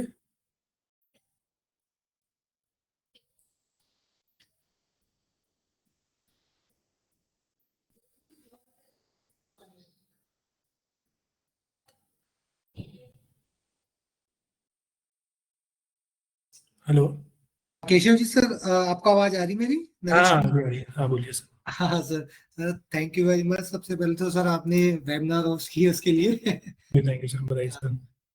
अच्छा सर, मैंने एक क्वेश्चन पूछा था जैसे हमारा रॉ मटेरियल जैसे हमारा 4802 पेपर आता है एक्चुअली, वो ठीक है 80% में भी अब फॉल होगा आगे से। अभी तो 12% पे था, अब 18% में भी आ रहा है। जी। अब सर जैसे इसमें हम जैसे डायरीज वगैरह नोटबुक्स वगैरह सपोज कीजिए हम सेल करते हैं 4820 में फॉल करेगा, वो उस पे नील रेट प्रपोज की हुई है। ठीक है। तो अब हमारा सर पूरा एक्सपोर्ट्स है, तो इस केस में हमें क्या रिवर्सल करना पड़ेगा क्या सर इनपुट का? नहीं सर, एक्सपोर्ट्स में क्या है सर, एक्सपोर्ट अगर आप कर रहे हो और भले ही से प्रोडक्ट एग्जेम्प्टेड है तो भी आपको रिवर्सल करने की आवश्यकता नहीं होती है। आपको रिफंड भी मिलेगा और आपको रिवर्स भी नहीं करना। तो हमें इसका मतलब हमें डिसएडवांटेज नहीं रहा ना इसमें, ये कंफर्म करना कोई चाहिए। डिसएडवांटेज नहीं, आपको कोई डिसएडवांटेज नहीं है, क्योंकि आपकी पोजीशन क्या हो गई, आप एग्जेम्प्ट गुड्स को एक्सपोर्ट कर रहे हो। तो आप सेक्शन 16 जो आईजीएसटी एक्ट है उसको आप पढ़ोगे तो उसमें लिखा हुआ है कि इररिस्पेक्टिव ऑफ द फैक्ट कि एग्जेम्प्टेड गुड्स अगर एक्सपोर्ट हो रहे हैं तो उन्हें जीरो रेटिंग का बेनिफिट मिलेगा। जीरो रेटिंग मतलब एक्सपोर्ट ऑफ गुड्स का बेनिफिट मिलेगा। तो आप जीरो रेटिंग कर रहे हो, इसलिए आपकी चैलेंज नहीं है कोई। यही चीज अगर आप लोकल बेचेंगे ना तो हाँ दिक्कत जी। है। अच्छा, लोकल में हमें रिवर्स करनी रहेगी? लोकल में तो 100% आपको रिवर्स करना पड़ेगा, जितना प्रोपोर्शनेट लोकल में बिकेगा, बट उसमें नहीं करना पड़ेगा। ओके ओके, थैंक और यू सर। दूसरा जो क्वेश्चन था आपका वो भी आई थिंक इंटरमीडिएट वाला था, वो मैंने सॉल्व कर दिया ना। हाँ हाँ, तो सर इस केस में थोड़ा सा एक बार, मुझे दोबारा क्लैरिफिकेशन ये था कि इस केस में सर जैसे सपोज कीजिए वो दिल्ली बेस्ड कंपनी है जो इंटरमीडिएटरी है, जी। वो दिल्ली बेस्ड जो दूसरे डी को अगर इशू कर रहा है इनवॉइस, इस केस में sir supplier place of supply क्या दिल्ली रहेगा इस केस में या आउटसाइड इंडिया वाला रहेगा? नहीं सर, अगर वो इनवॉइसिंग दिल्ली वाली कंपनी को कर रहा है तो प्लेस ऑफ सप्लाई नॉर्मल चलेगी। अगर वो उसके स्टेट में है तो आई सीजीएसटी जीएसटी, और उसके स्टेट से बाहर है तो आईजीएसटी। ओके ओके, ठीक है sir, I got both the points. Thank you sir. Thank you sir. Sandeep ji आपको आई थिंक मैंने अनम्यूट कर रखा है, अगर आप कुछ पूछना है तो।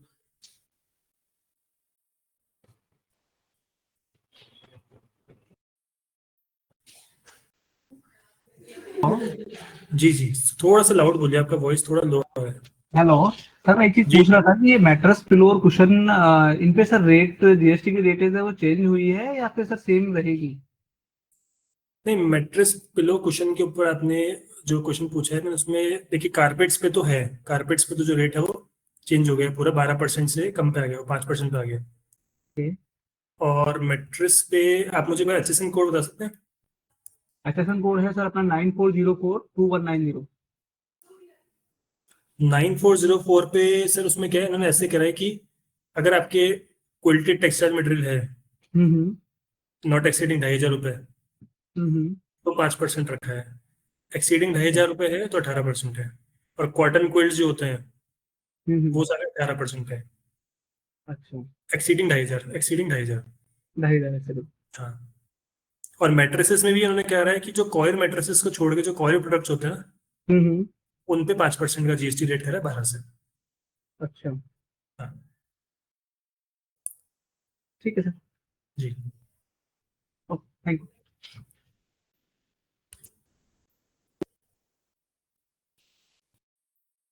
प्रियंका मैम एक म्यूट कर दो।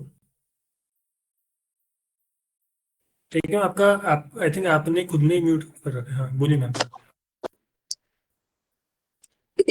हेलो। हाँ जी। सर अगर स्टॉक पड़ा हुआ है, जैसे हमारी एक फर्म है जिसमें एसी की ट्रेडिंग होती है, वहां पे स्टॉक पड़ा हुआ है। जी सर अब फिर इसको मतलब कैसे हम लोग करेंगे मैनेज? सप्लाई के अकॉर्डिंग ही होगा, मतलब जो रेट्स जो लगेंगी वो सप्लाई के अकॉर्डिंग लगेंगी, कैसे लगेंगी? मैम अब जैसे क्या होगा कि जो प्रेजेंट सिचुएशन आपकी क्या होगी कि आप AC की ट्रेडिंग कर रहे हो, हम्म ठीक है। So once you are trader, अब आपको जो AC सप्लाई करना है 22 सितंबर के बाद आपको 18% पे करना है, आपकी परचेज 28% की है, हम्म। तो आपकी क्या होगा, इनपुट एक्यूमुलेट होगी, ठीक है सर। क्योंकि स्टॉक पे तो इनपुट आपके 28 की है और आपके इनपुट जो बिक 28 रहा है, की। तो आपका इनपुट एक्यूमुलेट होगा, बट आपको रिफंड नहीं मिलेगा। अच्छा। क्यों नहीं मिलेगा? क्योंकि मैंने आपको प्रेजेंटेशन के दौरान बताया था कि FAQ नंबर 10 इन्होंने एक इशू करा है, हम्म उस FAQ को इन्होंने रिलेट करा है विद दी GST काउंसिल के जो पुराने एक सर्कुलर था उससे, और उसमें मेंशन था कि once you are dealing into same product, यानी कि input and output are same, आपके केस में AC है, AC हम्म। AC, तो in that situation they will not be allowing you refund of inverted duty structure. Sir refund तो वैसे भी नहीं मिलता, ये तो मतलब ठीक है एक बार लिख देता है, बट रिफंड्स तो वैसे भी पॉसिबल ही नहीं हो पाता। नहीं नहीं मैम ऐसी बात नहीं है, आप मतलब ऐसा डिमोटिवेट मत हो, रिफंड मिलता है, ऐसा जिसको मिलना होता है उसको मिलता Present है। scenario of department is like that only, no? But Refund आपके के लिए केस में तो क्या है कि आपके केस में क्या है मैम, एक वो राइटर एक्स्ट्रा भी लग गया, because there is a circular which is saying so, although I would say that circular has been challenged in multiple courts. उसके 2 केसेस मैंने खुद ने करे हैं, और दोनों केसेस फेवर में हुए हैं, बिकॉज वहां पे वो चीज क्लियर है, उन्होंने बोला कि नहीं, कोर्ट्स आर वेरी क्लियर कि आपके एक्ट के अंदर कोई ऐसी रेस्ट्रिक्शन नहीं है, तो आप एक्ट के में नहीं है तो सर्कुलर में तो कुछ भी डाल दो, उससे क्या फर्क पड़ता है। सो बट सर दैट यहाँ पे sorry to interrupt you, but trading तो वही हो रही है, मैं एसी खरीद रही हूँ और एसी बेच रही हूँ, तो हाँ, फिर वो एफएक्यूज में आ गए ना अपने।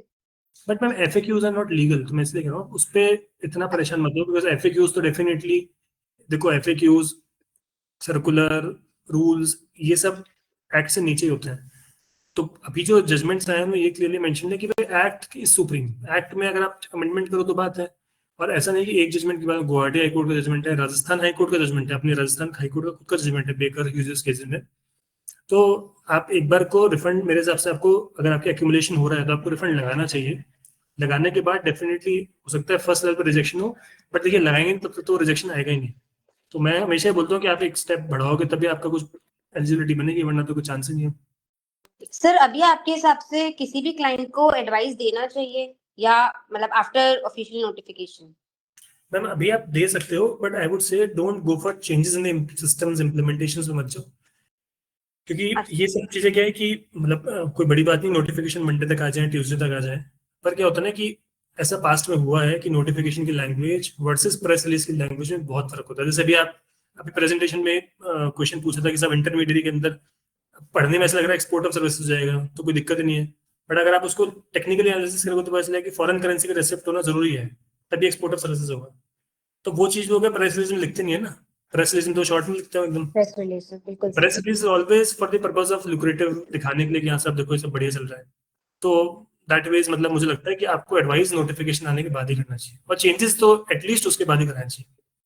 सर और एक मेरा क्वेश्चन था हाउस होल्ड वो फोल्डेबल बेड्स के हिसाब से, तो एक्चुअली ये जो है वो 9403 9404 ये सब थे HSN कोड्स इसके, जो कि जो बनाते हैं मैन्युफैक्चरिंग है उनका वुडन और मेटल मटेरियल से है, मतलब दे मेक शेल्फ्स बनवाते हैं, मल्टीपर्पज शेल्फ्स है, फोल्डेबल बेड्स हैं, ये सब बनाते हैं, मैन्युफैक्चरिंग है उनका। हाँ तो मैम इसमें ये मतलब आउटपुट प्रोडक्ट 9404 का है क्या? हाँ सर 9403 9404 8302 ये वाले हैं। 9403 के अंदर तो हमने बोला है कि जो बैम्बू रत्तन और केन बिल्कुल लिखा हुआ है, वो तो 5% हो गया। सर, बट वो जो बनाते हैं वो वुड प्लस मेटल है, नहीं तो वो नहीं कवर होगा मैम। तो सर वुड तो आ रहा है, मतलब अगर नहीं, आई नहीं। थिंक नहीं होगा मैम इसके देखिए अंदर। मैं आपको बताऊं ऑब्जेक्टिव क्या है, आप इसको समझो। इन्होंने इसको डाला है हैंडीक्राफ्ट बोल के, अच्छा ठीक है। मतलब आप उस एंट्री के आगे का लाइन पढ़ोगे तो उसमें लिखा हुआ है कि हैंडीक्राफ्ट, कि हमें देश में लघु उद्योग को प्रोत्साहन देना है। तो हम्म लघु उद्योग हैंडीक्राफ्ट हस्तकला को प्रोत्साहन देना है, तो भाई वो उस ऑब्जेक्टिव से है कि जो बैम्बू फर्नीचर है आपको मतलब एक सेगमेंट वो भी होता है जो पूरा हाथ से वो फर्नीचर बनाता है हाँ without doing any metal thing. अब आपके केस में क्या है, एक चीज तो मेटल से बन के आ रही है, मतलब एक तो पूरी मशीन से बन के आ रही है चीज जो मेटल फ्रेम है। हम्म मेरी अंडरस्टैंडिंग में आप इस रिड्यूस्ड वेट का बेनिफिट वहां नहीं ले पाओगे। अच्छा नहीं देखते, बाकी ठीक है। नोटिफिकेशन आने दो, हो सकता है नोटिफिकेशन के अंदर कुछ और बात हो, पर इसकी जो प्रेस रिलीज की लैंग्वेज है और जो ऑब्जेक्टिव है, मैं दोनों को ध्यान में रखते हुए बोल रहा हूँ कि मुझे नहीं लगता कि ले पाओगे बेनिफिट। ठीक है sir, thank you so much. Thank you ma'am. I think सारे क्वेश्चंस आंसर हो चुके हैं, ठीक है। So if you have any other question we can discuss or else we'll conclude the seminar and I'm very happy कि मतलब जो लोग मुझे पहले सुन चुके हैं उन्हें पता है कि मैं हमेशा टाइम से ऊपर ही निकलता हूँ, बट आज मुझे अच्छा लग रहा है कि I am like absolutely on time. 5 बज गए हैं और सेशन क्लोज करने का टाइम भी हो गया है, और इस सेशन की जो पीपीटी है वो मैं आपसे शेयर करूंगा, प्लस जो हमने इसके साथ में FAQs भी बनाए थे which we thought will share with you. And जिन लोगों को हमने जो कल एक पूरा जो एनालिसिस है काउंसिल मीटिंग का, हर हर जो रिकमेंडेशन उसका साथ में रेट एनेक्चर अगर नहीं मिला है तो प्लीज मुझे आप व्हाट्सएप कर दीजिएगा, I will share with you one second, या फिर मेल कर दीजिएगा, तो उसमें आपको टोटल एनालिसिस पूरा मिल जाएगा। एंड एक क्वेश्चन और लास्ट लेते हैं दीप जी बस आपका, उसके बाद विल एंड दिस सेशन। हाँ जी दीप जी बोलिए, आपका म्यूट है सर।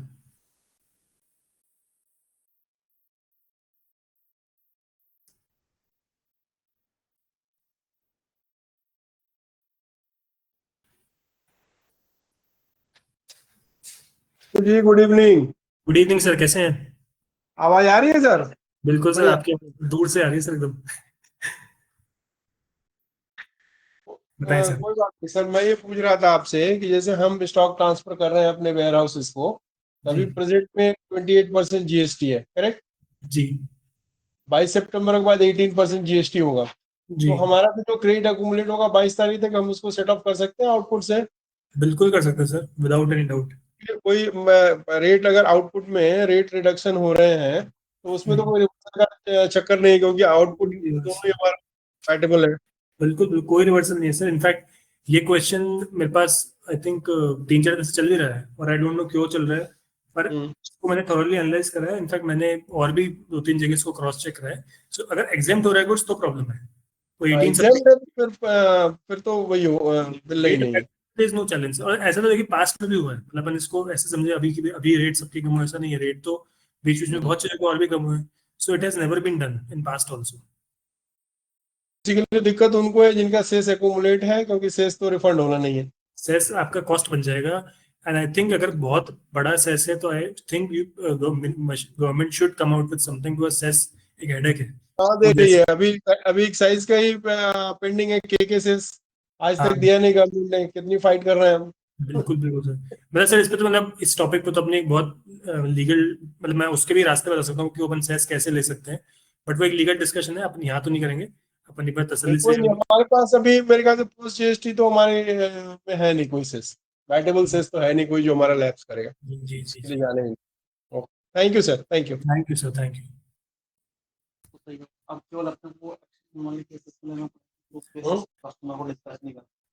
ठीक है, so with this we would like to conclude the session and thank you so much all of you for having a for your patience listening. And if anybody has any doubt, you can come across to us. You can connect with us. And I hand it over to Neha you for final conclusion. I hope all your doubts have been addressed. Thank you so much, CA Keshav Gupta, for sharing your valuable insights on these crucial GST reforms. This session has been truly enlightening. This initiative has been brought to you by CA Keshav Gupta and Associates. If you have any further query or need guidance, please feel free to connect us. We are always here to help you. And thank you so much. Let's wrap up the session now. Thank you.